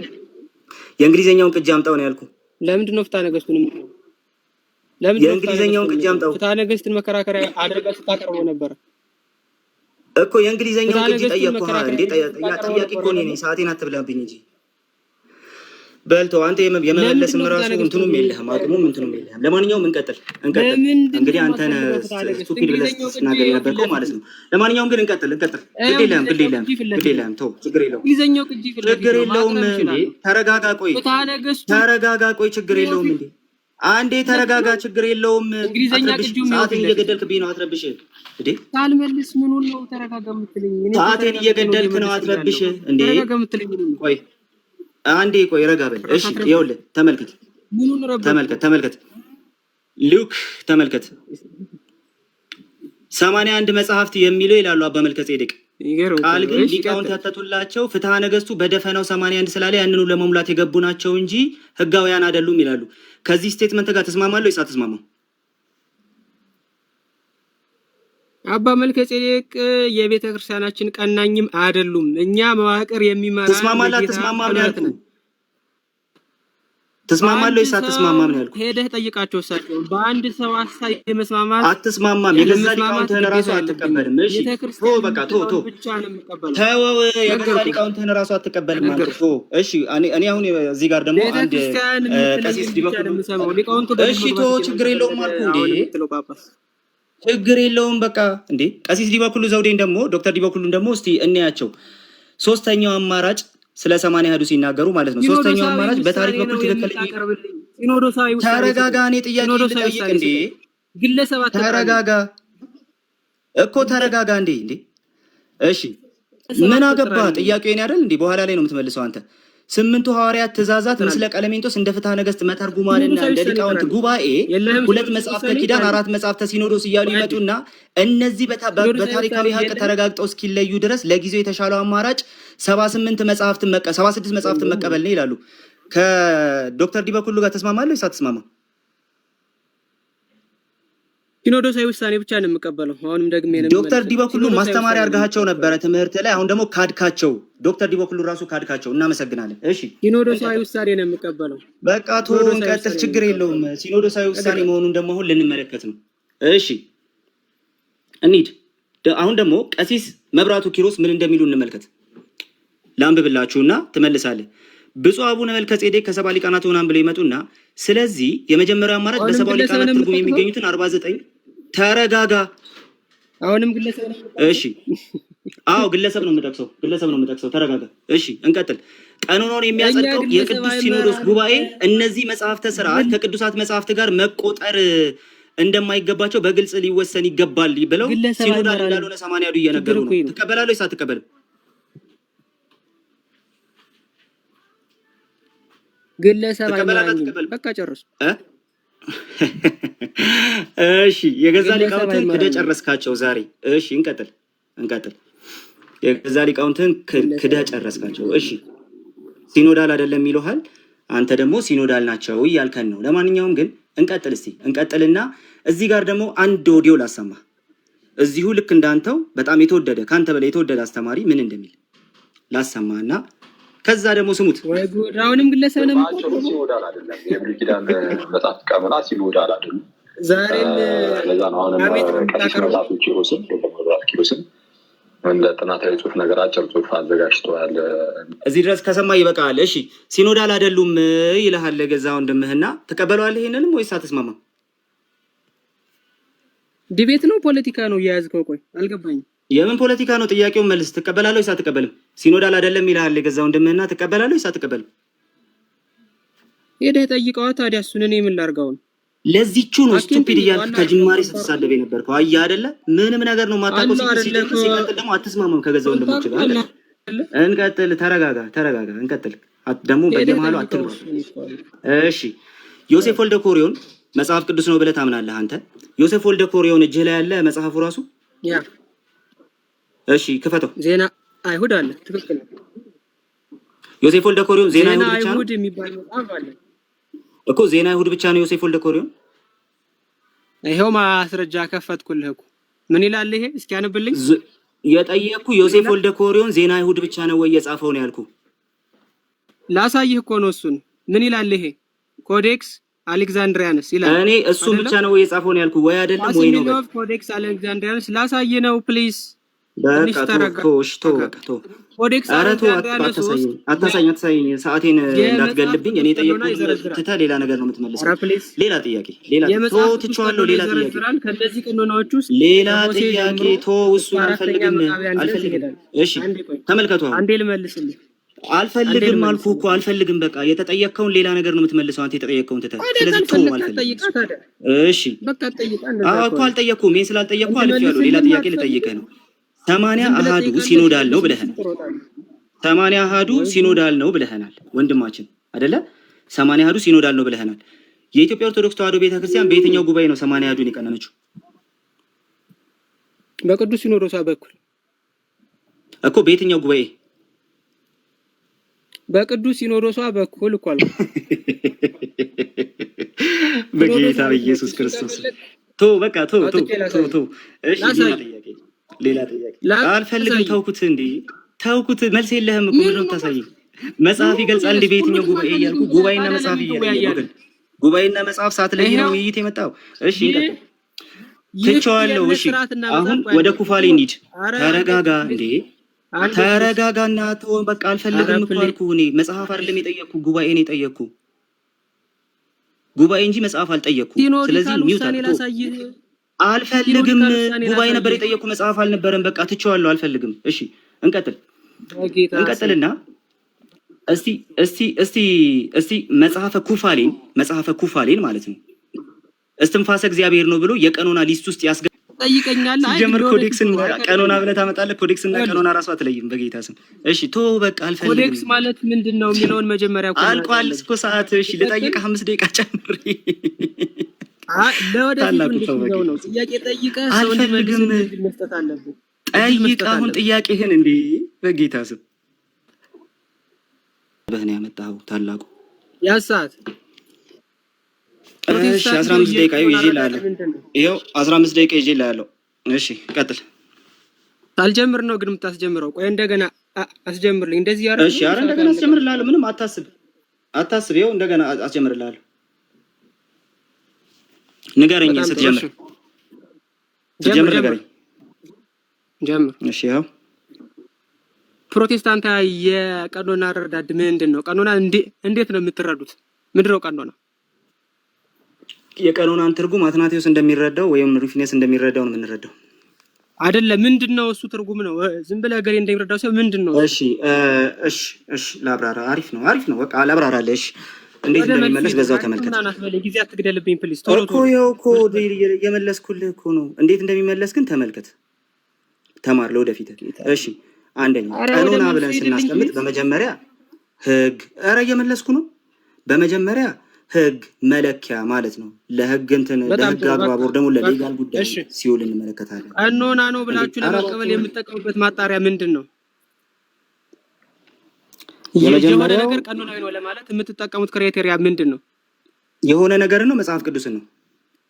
ምንም ነገር ይሁን መጽሐፍ ቅዱስ ምንም ነገር አይደለም። ቀኖናዊ ነው ለማለት የምትቀበሉት ምንም ነገር ላይ አይደለም የምንወያየው። መጽሐፍ ቅዱስ ላይ አተኩር። እሺ መጽሐፍ ቅዱስን ለመቀበል የምትጠቀሙበት ክራይቴሪያ ምንድን ነው?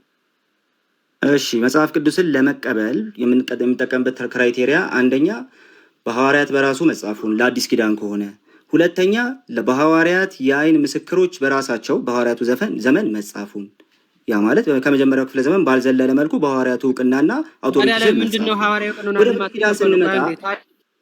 ኧረ በጌታ ለምንድነው ሐዋርያው ቀኖናን የማትቀበለው? ቆይ አንዴ ሐዋርያው ቀኖናን ለምንድነው የማትቀበለው?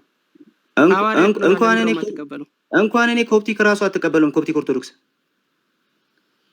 አንተ ሲጀመር ለምንድነው የማልቀበል ላሳየህ። ሐዋርያው ቀኖና ቀለሜንጦስ የጻፈው ያልከው ማለት ነው በሐዋርያት አይደለም የተሰራው። ሲጀመር ለምንድነው የማትቀበለው? በሐዋርያት አይደለም ሲጀመር የተሰራው የአራተኛው ክፍለ ዘመን ስራ ነው። ይሄው ቀሲስ ዲበማንተና የሚሉትን ተመልከት። ዶክተር ዲበኩሉ በጣም ጥሩ። በቃ ዶክተር ዲበኩሉ የሚሉትን ተመልከት። ለዚህ ነው የማልቀበለው እንዴ። በቃ ጨረስ። በቃ አትበል። ነው ለምን እንደማልቀበል ላሳየህ እኮ ነው። አንዴ ኧረ ፕሊስ መጽሐፍ ቅዱስ ቁጥሩ ይናገራል። 66 ነው ይናገራል። ምን አልከኝ? መጽሐፍ ቅዱስ ቁጥሩ 66 ነው ብሎ ይናገራል። ኧረ 81 ነኝም 66 ነኝም አይልም ወንድማችን። ስለዚህ መጽሐፍ ቅዱስ ለራስህ ራሱ አትጠቀመውም። እሱን እኮ ለራስህ የማትጠቀመውን ይዘህ ትመጣለህ ነው ማለት ነው። ለራስህ ራሱ አትጠቀመውም። ይሄንን መስፈርት ወንድማችን ምንድነው የምትለኝ? እኔማ ቸርች አለች እንዴ? ቸርች ራሱ ሲኖዳል አይደለም እየተባለ እንዴ? ሊቃውንት በሙሉ እኮ ሲኖዳል አይደለም እያሉ ነው። ካድካቸው እንጂ ሸመጠጥካቸው ሲኖዳል አይደለም እያሉ አይደል እንዴ? አንዴ ፕሊዝ። እሺ ኧረ ፕሊስ አዳም ታረቁ። እንዴት መልስላለሁ? እሺ ቀጥል። ለምንድን ነው ስሜት የምትሆነው? ከመሬት ተነስተህ ኧረ ምን ስሜት 66 ካላለ 66 የሚለው ትምህርት የመጽሐፍ ቅዱሳዊ ነውና ልታወግዘው አይገባህም። 81 ካላለ 81 የሚለው ትምህርት የመጽሐፍ ቅዱሳዊ ነውና ልታወግዘው ይገባሃል እንዴ? ኧረ በፈጠረ ምን ጥያቄ የምትጠይቀው? ምክንያቱም ሶላ ስክሪፕቹራ ነው የምትመራበት። ሶላ ስክሪፕቹራና ሶሎ ስክሪፕቹራ ላይ ወንድማችን ገና እሱን ራሱ አለየህም። ስንቴ ነው እሱ እንትን ማደርግህ እንዴ? ፕሊዝ መጽሐፍ ቅዱስ ላይ የሌለ ምንም ነገር ስለማትቀበል እና 66 የሚል ማን ያለ ማን የነገረ እንደዛ ብሎ ማን የነገረ ማን ነው እንደዛ ብሎ የነገረ? መጽሐፍ ቅዱስ ውስጥ የሌለ ምንም ነገር አይቀበልም ቃል ያለ ማን ነው? መልስ የለህም። እሺ በቃ ቀጥል። ቀኖና የመወሰን መለስኩልህ እኮ መጠየቃችን እንጂ መልሽ ይላል። ግን ቀጥልሽ አንዴ ፕሊዝ። ቀኖና የመወሰን ስልጣን የማን ነው? አንዴሽ አሁን ትንሽ ልረጋጋና ምንም እንዳልናገር ቀጥል አሁን። እሺ ቀኖና የመወሰን ስልጣንና መብቱ የማን ነው?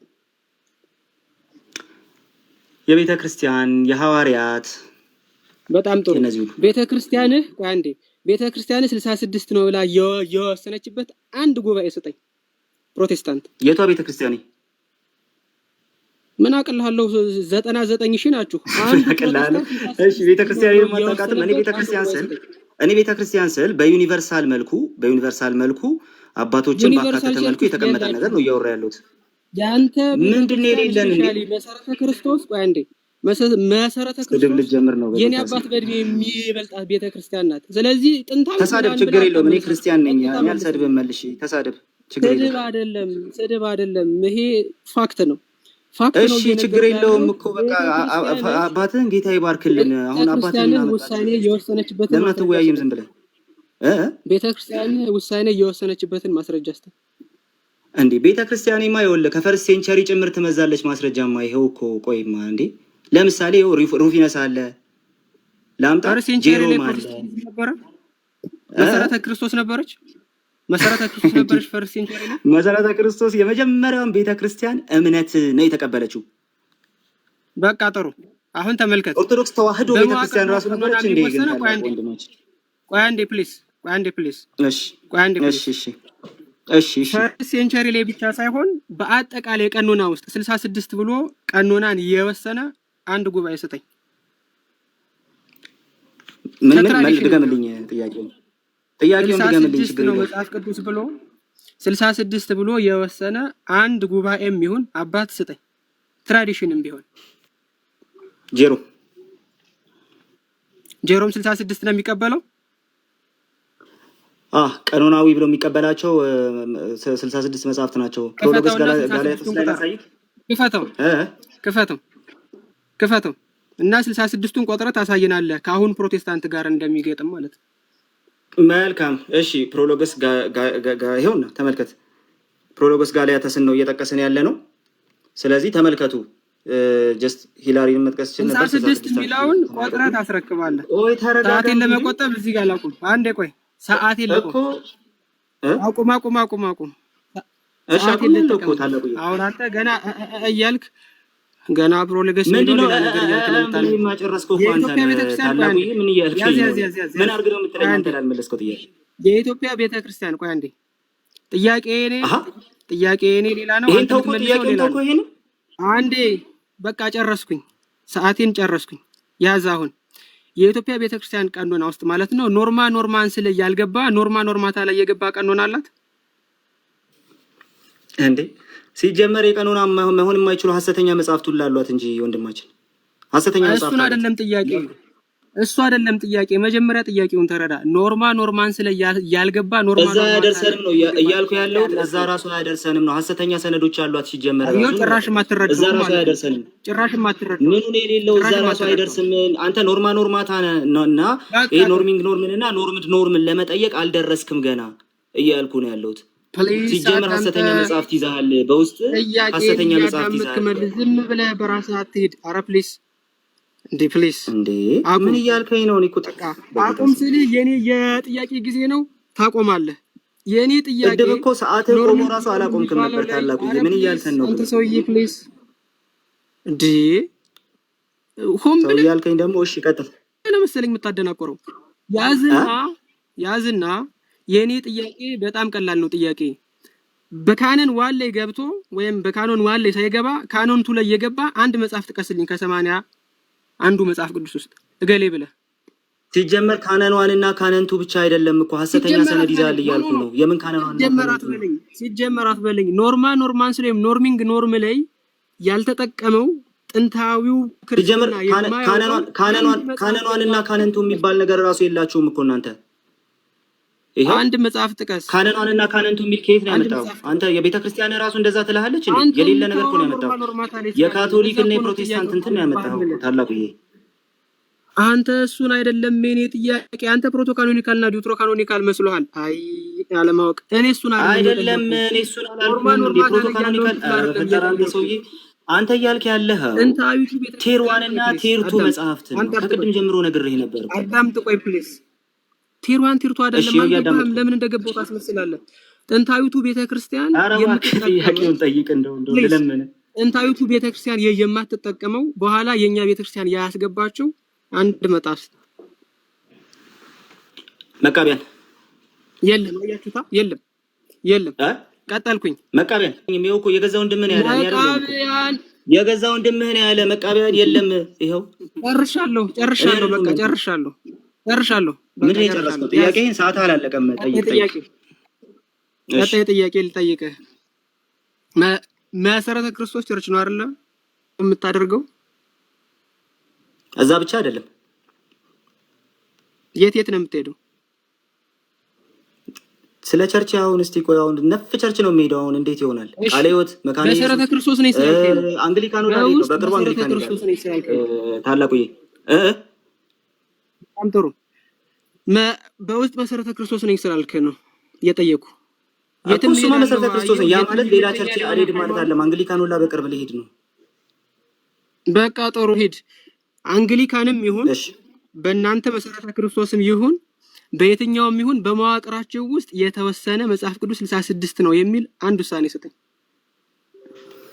አሳያለሁ። የራሴን ቸርች ላሳይ። ቆይማ ይቃን ባንታ አይደለም። እሺ እዚህ ጋር የሆነ ሜሴጆች። እሺ አንድ ጊዜ ታገሰኝ። እሺ ቆይ ሰዓትህን ቆይ ፖዝ ላድርግልህ። እሺ እስከማወጣው ድረስ። ኡፕስ ስንት ነው የሚለው አንተ ጋር ሰዓት ስንት ነው የሚለው? 4 ደቂቃ ላይ ነበርክ እዚህ። ዘግቼ ነው ያስጀመርኩት አክቹአሊ። ስለዚህ 4 ደቂቃ ላይ ነህ። እሺ አለው። እሺ 5 ደቂቃ ይኸው 5 ደቂቃ ላይ 4 ደቂቃ ከምናምን ላይ ነበርክ። 5 ደቂቃ ላይ ይኸው አስጀምርልሃለሁ። አንድ ጊዜ ላውጣ አንተ ነኝ። በቃ ሰዓት ለመቆጠብ በቃ ትተነዋል። አይ አይደለም፣ ፖዝ አድርጌልሃለሁ እኮ ይኸውልህ፣ ፖዝ አድርጌልሃለሁ። ትተነዋል። ላሳየህ ነው። ትተነዋል። በቃ ተውኩት። ፖዝ አድርጌልህም ፌቨር አድርጌልህም። እሺ አስጀምረው። አይ በቃ ምንም የምታመጣው ምንም አይነት ባይንዲንግ ዲሲሽን ስለሌለ ትቼዋለሁ። አይ ልሰጥህ ነበር አትፈልግም። እንግዲህ ጠይቆ የማይፈልግ ጠይቆ የሚሮጥ የመጀመሪያ ሰው በር መጥቶ እንደሚሮጥ እሱን ከአንተ በላይ ማንም የሚያደርገው የለም። እሺ በጥንታዊቱ ቤተክርስቲያን ውስጥ ኧረ ፕሊስ አዳምጥ። ዝም ብለህ በጣም ፖለቲካ ለምን ትሰራለህ? ኧረ እያዳመጥኩ ነው። ፖለቲካ የመሰለህ እኮ አንተ ነህ እንዴ? በቃ ጀስት በውይይት ተበልጠሃል። እሺ ቶ በቃ ጥሩ፣ እንኳን ደስ አለ። እሺ የኔን ጥያቄ አዳምጠህ ለመመለስ ሞክር። እሺ ጥያቄ ነው እንዴ? እሺ የሚለው እሺ በፕሮቴስታንት ውስጥ ቆይ አንዴ ኧረ በእናትህ አንተ በፕሮቴስታንቲዝም ውስጥ በየትኛውም ዲኖሚኔሽን አሁን አንተ እዛም እዚህም ስለምትሄድ በየትኛውም ዲኖሚኔሽን ሲኖዶሳዊ ውሳኔ አለ ወይስ የለም? አለ ወይም የለም ነው የምትለኝ? አይ ጀስት በኦርቶዶክስ በኦርቶዶክስ ትራዲሽን አይነቱ ላይሆን ይችላል። ነገር ግን እያንዳንዱ የራሱ የእምነት አቋምና ለመጀመሪያ ቸርች ሲጀምር አለ ወይም የለም ነው። ቆይ እንዲህ የመለስኩልህ ነው። አታቋርጠኝ እንጂ መሳል የጠየቀኝ። ስለዚህ ልመልስልህ። አለ ወይስ የለም? እንዴ አለ። እንደናንተ አይደለም እንጂ አለ። እሺ ሲኖዶሳዊ ውሳኔ ካሳየን እስኪ። በፕሮቴስታንት ውስጥ እንደናንተ አይደለም እንጂ አለ እኮ። ላሳየህ ነው። ቆይ ፖዝ ላድርግልህና ላውጣልህ። ፖዝ ላድርግልህ እንጂ ማለት እንደናንተ አይደለም እኮ። የአመራር ስልታችን እንደናንተ አይደለም። ነገር ግን ሲኖዶሳዊ እንትን እንደናንተ ባይሆንም አለን ብዬ ላውጣልህ እኮ ነው። ይሄው ፖዝ አድርጌልሃለሁ። ላውጣልህ ነው። እሺ አንዴ ላውጣልህ። እሺ ላውጣልህ። በጣም ፈኒ። ምኑ ነው ፈኒ? ማስረጃም ሲወጣልህ ፈኒ የሚሆንብህ። ማስረጃ ሲወጣልህ ከሳክማ ስታንዳፕ ኮሜዲ ብታይ ምን ልትሆን ነው? ወንድማችን በጣም ፈኒ ስታንዳፕ ኮሜዲ ብታይ ምን ልትሆን ነው? ማስረጃ ካሳቀ። ለማንኛውም ይኸውልህ ቆይ አንዴ ረጋ በልና ላውጣልህ። እንደናንተ ባይሆንም ደስ ይላል። በቃ ትቼዋለሁ። እኔ ጥያቄን ትቼዋለሁ። ጥያቄዎችን እኮ ትታቸው ሄድክ እኮ። አንተ ጋር የሚመጡት እሺ ይኸው አስጀምሬልሃለሁ። ጠይቅ። አስጀምረው ሰዓት ይኸው። በጣም ጥሩ። እሺ የኢትዮጵያ ቤተክርስቲያን አሁንም ልብ ብለህ አዳምጥ። የኢትዮጵያ ቤተክርስቲያን ከጥንታዊቱ ቤተክርስቲያን የተለየ ቀኖና ምንድን ነው ያላት? ኖርማን ስለሆነ የምትቆይ እሺ እኔ ኖርማን ስለ የምትለው ነገር እናንተ ቤተክርስቲያን ውስጥ ሲጀመር የለም። ግን እስቲ በምንድን ነው የምትለየው የሚለውን ነገር ስላነሳ ማለት ነው። ለምሳሌ ዮሴፍ ወልደ ኮሪዮን ይለያታል። የትኛውም ቤተክርስቲያን አልተቀበለውም። እንደ ቀኖና መጽሐፍ የገዛ ሊቃውንት ናቸው ያሉት። የገዛ ሊቃውንት ናቸው ያሉት። ምን ታሳየኛል? የገዛ ሊቃውንት ዮሴፍ ወልደ ኮሪዮን አይታወቅም በቤተክርስቲያን ብለዋል። የገዛ ሊቃውንት አልበለኝ። እኔ ቸርችን የማሳየህ አንተ ሊቃውንት ምናምን ትለኛለህ። እኔ እንደ ቤተክርስቲያን ነው እያሳየሁ እኮ። እሺ ፈርስት ሰከንድ ሰርድ ሴንቸሪ ላይ ያሳይ እስቲ። የለም ዮሴፍ ወልደ ኮሪዮንን እኮ እንደ መጽሐፍ ቅዱስ የተቀበለ ራሱ የለም እኮ። ታዲያ ያዘው ፕሊስ። ምን ሊያዝ ከየትኛውም ቀኖና አዳምጣ። ከየትኛውም ቀኖና በየትኛውም ጥንታዊ ቤተክርስቲያን በየትኛውም ማለት ነው በየትኛውም አሁንም ግለሰብ እንዳትጠራ ፕሊዝ። ሊቁ ገሌ እንትና ገሌ ምናምን ብለህ ስም እንዳትጠራ። እንዴ ቀላል እጠራለሁ እንዴ? ለማንኛውም ጠይቅ ጥያቄ እምጠይቅም ብቻ እኮ ጠይቅ ታላቁ። ወይኔ በየመሃሉ አትግባብኛ ፕሊዝ። ጌታ ሆይ ልብ ብላችሁ ተመልከቱ። በኋላ ኮንክሉዥን ላይ በደንብ እንዲገባችሁ ስለምፈልግ ነው። ወንድማችን እስካሁን ድረስ የምታመጣውን ማስረጃ ትተወውና ሐዋርያት ጠቅሰውት ቤተክርስቲያን የማትጠቀመው አንድ ማስረጃ ሰጠኝ። ማስረጃ ተውልኝ ብሎ የሚለምን የመጀመሪያ ተወያይ አንተ ነህ። አየሁ። ጥያቄህን ግን ድገምልኝ። ሐዋርያት ጠቅሰውት ፕሊዝ፣ ሐዋርያት ጠቅሰውት ቤተክርስቲያን የማትጠቀመው አንድ መጽሐፍ ጥቀስ። ሐዋርያት ጠቅሰውት ቤተክርስቲያን የማትጠቀመው አንድ መጽሐፍ? ኧረ የለም፣ እሱ እንኳን የለም። ሐዋርያት ጠቅሰውት ቤተክርስቲያን የማትጠቀመው ምንም መጽሐፍ የለም። ቴንክ ዩ እሺ፣ ቤተክርስቲያናችን ከሐዋርያት የምትቀዳናት የምንለው በዚህ ነው። ሐዋርያት ያልተጠቀሙት ሐሰተኛ ሰነድ ነው ያላችሁ እኮ ሙግቱ እንጂ ሐዋርያት የጠቀሱትን አልጠቀሳችሁም አይደለም። ሙግቱ አልገባህም እኮ ሲጀመር። በቃ ጨረስን፣ ዲቤቱ አልቋል። በቃ እዚህ ጋር አልቋል። አዎ ጨርሰናል እኮ ገና ሲጀመር አይደል ያለቀው ውይይቱ እኮ ታላቁ። ቤተክርስቲያን የማትጠቅፈው ምንም ነገር የለም በጭራሽ። ቤተክርስቲያን የማትጠቅሰው ምንም ነገር የለም። ጨምራ ጠቀሰች እናንተ ቤተክርስቲያን ትልቁ ችግር እሱ። ግን ሐዋርያትን ጌታም ጠቅሶት ራሱ ሪጀክት ነው የምታደርገው። ለምን ትሰድበናለህ? እሺ እንዴ በጣም ጥሩ። ቀጣይ ልጠይቅ። አሁን ቀጣይ ልጠይቅ። ጌታና ሐዋርያት ኧረ ፕሊስ፣ ጌታና ሐዋርያት የትኛውን የመጽሐፍ ቅዱስ ቀኖና ተጠቀሙ? የብሉይ ኪዳኑን የእስራኤላውያን ምን የሚለውን ሴፕቱጀንት ወይስ ማዞሬቲክ ቴክስቱን?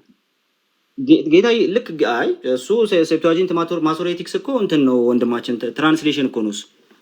ሴፕቱጀንትና ማሶሬቲክ እኮ ቨርዥን ነው፣ ቴክስቹዋል ትራዲሽን ነው እንጂ መጽሐፍ ቅዱስ ቴክስቹዋል ትራዲሽን ነው እየጠየቀኝ ያለው መጽሐፍ ቅዱስ ትራዲሽን አይደለም። እና ይለያያል፣ ሁለቱ ፈጽሞ ይለያል። አላውቅም በል ወይም እንደዚህ የሚለያየው ቴክስቹዋል ትራዲሽናቸው ነው የሚለያየው እንጂ ምኑ ነው የሚለያየው? እሺ ሐዋርያትና ጌታ የተጠቀሙት ሴፕቱጀንት ወይስ ማዞሬቲክ ቴክስት እኮ በቋንቋውን ነው ትራዲሽኑን ነው እየጠየቀኝ ያለው መጽሐፍ ቅዱሱን ነው። የፈለግከውን ብለህ መልሰው። የትኛውን ተጠቀሙ? ችግር የለውም። እሺ ከዲዮትሮ ካኖኒካሎቹ ውጪ ሴፕቱጀንቱን ነው የተጠቀሙት። ዲዮትሮ ካኖኒካል አልጠቀሱም እንጂ ችግሩ እሱ ነው። ለማንኛውም ግን ቴንክ ዩ። በጣም ጨርሰናል። ሰዓት አልቋል። ያ ማጠቃለያ መስጠት ይችላል። እሺ እስማ ስንት ደቂቃ ነው? 5 ደቂቃ ነው ማጠቃለያችን። ያው አስጀምሬልሃል።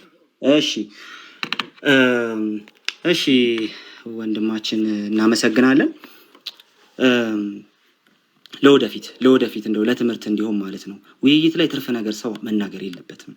በቃ እኔ ቀድሜ ስላጠቃለልኩት ክሮስ ኤግዛሚኔሽን ላይ ማጠቃለይን በጣም ዘና ብዬ ነው የምጨርሰው። እባክህ ለወደፊቱም ቢሆን አትሳደብ ምናምን ትርፍ ነገር አትናገር። እንደዛ ስታደርግ ጥሩ አይደለም። በቃ በደብ ሊወያየ ትሁት ሆኖ የሚመጣውን ሰውም ችግር ውስጥ ከተዋለ። ስለዚህ እባክህ እንደው ለወደፊት አትሳደብ። ዛሬ እንደዚህ ሃርድ የሆንኩብህ ስለተሳደብክ ነው። ባለፈው ነግሬ አላቆምክም። ስለዚህ በቃ ምንም ማድረግ አልችልም።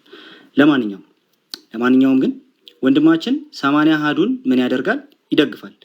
ዛሬ 66ቱ ላይ ጥያቄ እንዲጠይቅ ወይ ደግሞ ጀስት ዲፌንስ ያቀረብኩትን ነገር እንትን እንዲያደርግ እድል እየሰጠሁት ነበረ። በጣም ክፍት አድርጌ ነበር የሰጠሁት ማለት ነው። ኦኬ በጣም ክፍት አድርጌ ነበር የሰጠሁት።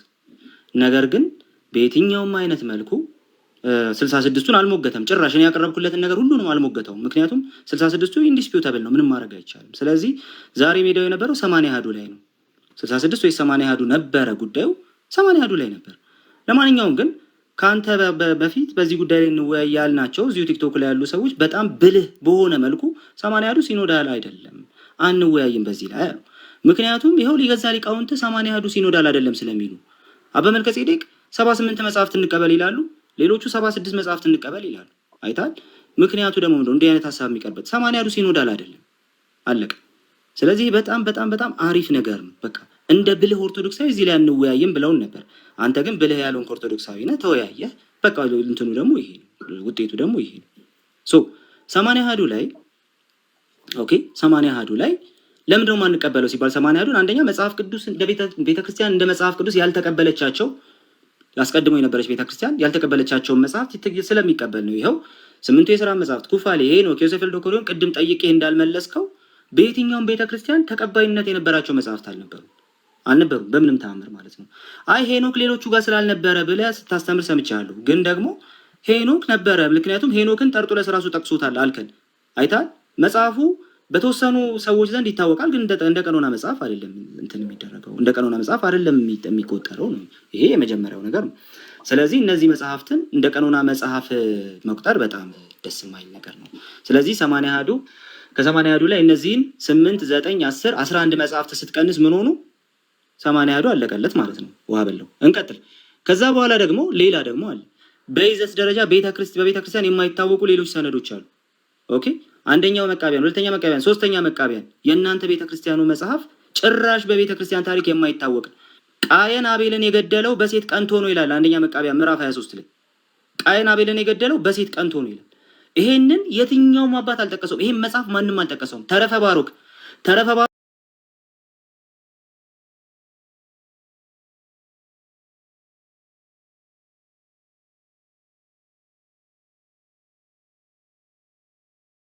ማለት ነው። ለማንኛውም ግን ይሄ አራተኛ ባሮክ ወይም ደግሞ ተረፈ ባሮክ ተብሎ የተቀመጠው ተረፈ ባሮክ ተብሎ የተቀመጠው መጽሐፍ በ150 እና በ136 ዓመተ ምህረት አካባቢ 140 እና 136 ዓመተ ምህረት አካባቢ የተጻፈ መጽሐፍ እንደሆነ ነው የሚገመተው። ማቴዎስ ኤርሚያስ ብሎ የጠቀሰው እሱ ነው የምትሉት መጽሐፍ ዴቲንጉ 140 ዓመተ ምህረት አካባቢ ነው።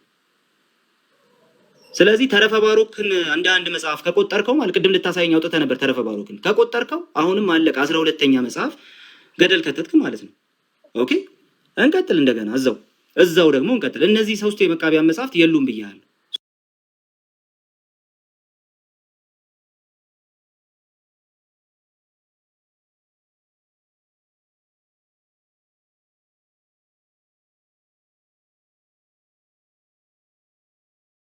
ባል መጽሐፍ የለም እንጂ በምንም መልኩ 80 አሐዱ የሚባል መጽሐፍ መሬት ላይ ያለ መጽሐፍ በጭራሽ የለም። ዜና አይሁድ አልክ። ዮሴፍ ወልደ ቆሬዎን ዜና አይሁድን ብቻ ነው እንደ ሰራው አጌንስት አፒዮን አለ እኮ በጣም ብዙ ኮዲ እነዛን ሁሉ ተውካቸው። ጂዊሽ ዋርስ፣ አንቲኪቲስ ኦፍ ጂውስ፣ እነዚህ መጽሐፍት ሁሉ ጠቅልለህ ነው አንድ መጽሐፍ ያረካቸው። እነዛን አይታል። እጅ ላይ የሌለ መጽሐፍ ነው ራሱ የምትጠቅሰው ራሱ ማለት ነው። የኢትዮጵያ ኦርቶዶክስ ተዋሕዶ ቤተክርስቲያን ያላሳተመችው እስካሁን ማለት ነው። ካለ መጽሐፉ ራሱ እንደ መጽሐፍ ቅዱስ አይቆጠርም። መጽሐፉ ራሱ ካለ ራሱ ዮሴፍ ወልደ ቆሬዎን ከሆነ ልክ እንደ መቃቢያን ሌላ ነገር ካልተሰራበት ማለት። ስለዚህ በአጭሩ 80 አሐዱ የሚባል መጽሐፍ ቅዱስ የለም።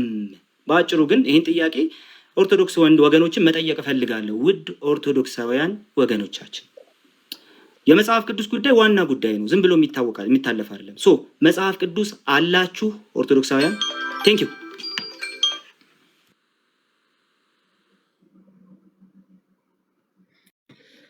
ጨርሰሃል ብዬ ተስፋ አደርጋለሁ። ታስጀምረው ወይስ ላስጀምረው? እሺ፣ ውይይቱ እንደሰማችሁት ነው። ነገረ ግለሰብ ቨርሰስ ነገረ ቤተክርስቲያን ነበረ። ወንድማችን ቃሌ ማስረጃዎቹ እነማን ናቸው? ቲክቶክ ላይ ያሉ ሰዎች ናቸው። በጣም ርቆ ከሄደ ጥናታዊ ጽሑፍ የሰሩ ሰዎች ናቸው። የኛ ማስረጃስ እነማን ናቸው? ህይወታዊ የሆኑ በቅድስት ቤተክርስቲያን ውስጥ ጥቅም ላይ ይውሉ የነበሩ መጨረሻ ላይ ስጠይቀውም ሐዋርያት የተጠቀሟቸው ሐዋርያት ያስተማሩባቸው የኛ ቤተክርስቲያን የማታስተምርበት ምንም መጽሐፍ የለም ብሎ ራሱ ወንድማችን መስክሮልናል። ይሄ የሚያሳየው ምንድነው? the fullness of the truth የእውነት ምልአት ያለው በቅድስት ቤተክርስቲያናችን ውስጥ እንደሆነ ነው። ስለዚህ አንድ ሰው ቀኖናን ምን ውስጥ አድርጌ የኢትዮጵያን ቤተክርስቲያን ቀኖና ለምንድን ነው የምቀበለው ካለ 4 መሰረታዊ ምክንያቶች አሉ። በመጀመሪያው ኖርም የሚባለው ላይ ማለት ነው ቅድስት ቤተክርስቲያን የመጽሐፍ ቅዱስ ቁጥር ሳይወሰን ትጠቀምባቸው የነበሩት ቅዱሳት መጻሕፍት በሙሉ በእኛ ቤተክርስቲያን ውስጥ ስለሚገኙ ማስረጃው ማን ነው? ቃሌ ራሱ ነው። መጽሐፍ መጥቀስም አይጠበቅብኝም። ለዚህ ማስረጃው ማን ነው? ቃሌ ራሱ ነው። ቃሌ ራሱ። ሁለተኛ መሰረታዊ ጉዳይ ቢያንስ በአንድ ጉባኤና በአንድ አባት የተጠቀሱ መጽሐፍት በሙሉ በእኛ ውስጥ አሉ። በአባት ተቀንነው በጉባኤ ጸድቀው ግን ፕሮቴስታንቱ የሚያስወግዳቸው አንድ መዓት መጽሐፍት አሉ። ዲዩትሮ ካኖኒካል የሚለው ቃሉ ራሱ እስከ 16ኛው መቶ ክፍለ ዘመን አይታወቅም። ዲዩትሮ ካኖኒካል የሚባል ቃል አልነበረም እስከ 16ኛው መቶ ክፍለ ዘመን ማለት ነው። ፕሮቴስታንቲዝም ይዞት የመጣ ጉዳይ ስለሆነ ወንድማችን ዛሬ ግለሰብ ሲጠቅስ ነው የዋለው። that is what he is based on ምንም ማድረግ ስለማይቻል አሁንም ግለሰብ ላይ ነው ሃይማኖቱም እየቆመው ስለዚህ ምንም ማድረግ አንችልም። ሶስተኛ ቀኖናው እንደ እንግዳ ደራሽ እንደ ውሃ ፈሳሽ አንድ ሰው ተነስቶ የቀኖናው ቀኖና አይደለም። 80 ቅዱሳት መጻሕፍት ከኢትዮጵያ ቤተክርስቲያን ውጪ የሉም ምናምን እያለ በድፍረት ሲናገር ነበር። ስናሳየው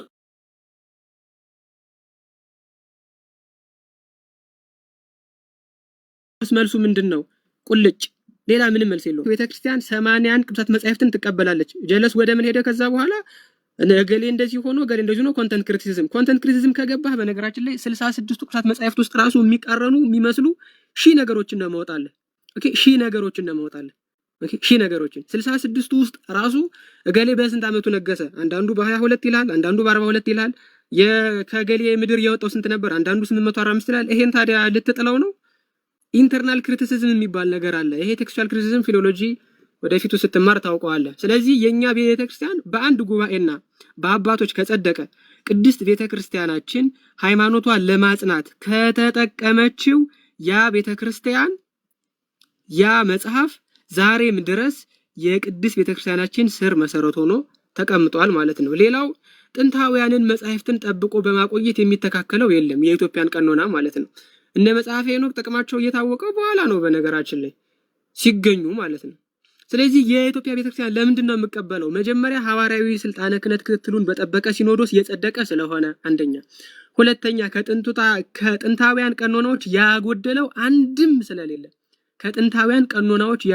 አንድም ስለሌለ፣ ሶስተኛ ጥንታዊውን ቅጆችን በመጠበቅ የሚተካከለው ስለሌለ፣ አራተኛ ጥንታዊቷን ቤተክርስቲያን በቅርበት ለማየት በታሪክ ወደ ኋላ ሄዶ ለመገምገም ትልቅ መሳሪያ ስለሆነ የኢትዮጵያ ኦርቶዶክስ ተዋሕዶ ቤተክርስቲያን ቀኖና እንድንቀበለው እንገደዳለን ማለት ነው። የፕሮቴስታንት ቀኖናስ ምንድነው? መጀመሪያ ከጥንታዊቷ ቤተክርስቲያን የተለየ ነው። ከተለየ ምንም ልታረገው አትችልም።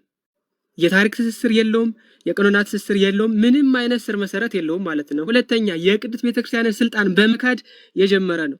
ቅድስት ቤተክርስቲያንን ትቶ ስልጣንን ከቤተክርስቲያን ውጪ ላለ ይሰጥና ከዛ ውጪ ሄዶ ደግሞ ሌላ ችግር ውስጥ ይገባል ማለት ነው። ሶስተኛ ህይወታዊውንና ዘመናትን አልፎ የመጣውን ትውፊት በመተው በራስ አረዳድ ይደገፋል፣ ልክ ቃል የዛሬ ሲያደርገው እንደነበረው ማለት ነው። አራተኛ ሐዋርያት ራሳቸው ጌታችንም ራሱ ጠቅሶ ያስተማሩባቸውን መጻሕፍት የሚክድ ስለሆነ ነው። ከሐዋርያትና ከነቢያት ከጌታ ከራሱ እበልጣለሁ የሚል ሃይማኖት ስለሆነ ቀኖናውን አንቀበለውም ማለት ነው። 5 ክህነትና ክትትል ስለሌለው አንቀበለውም። 6 ህብረት ስለሌለው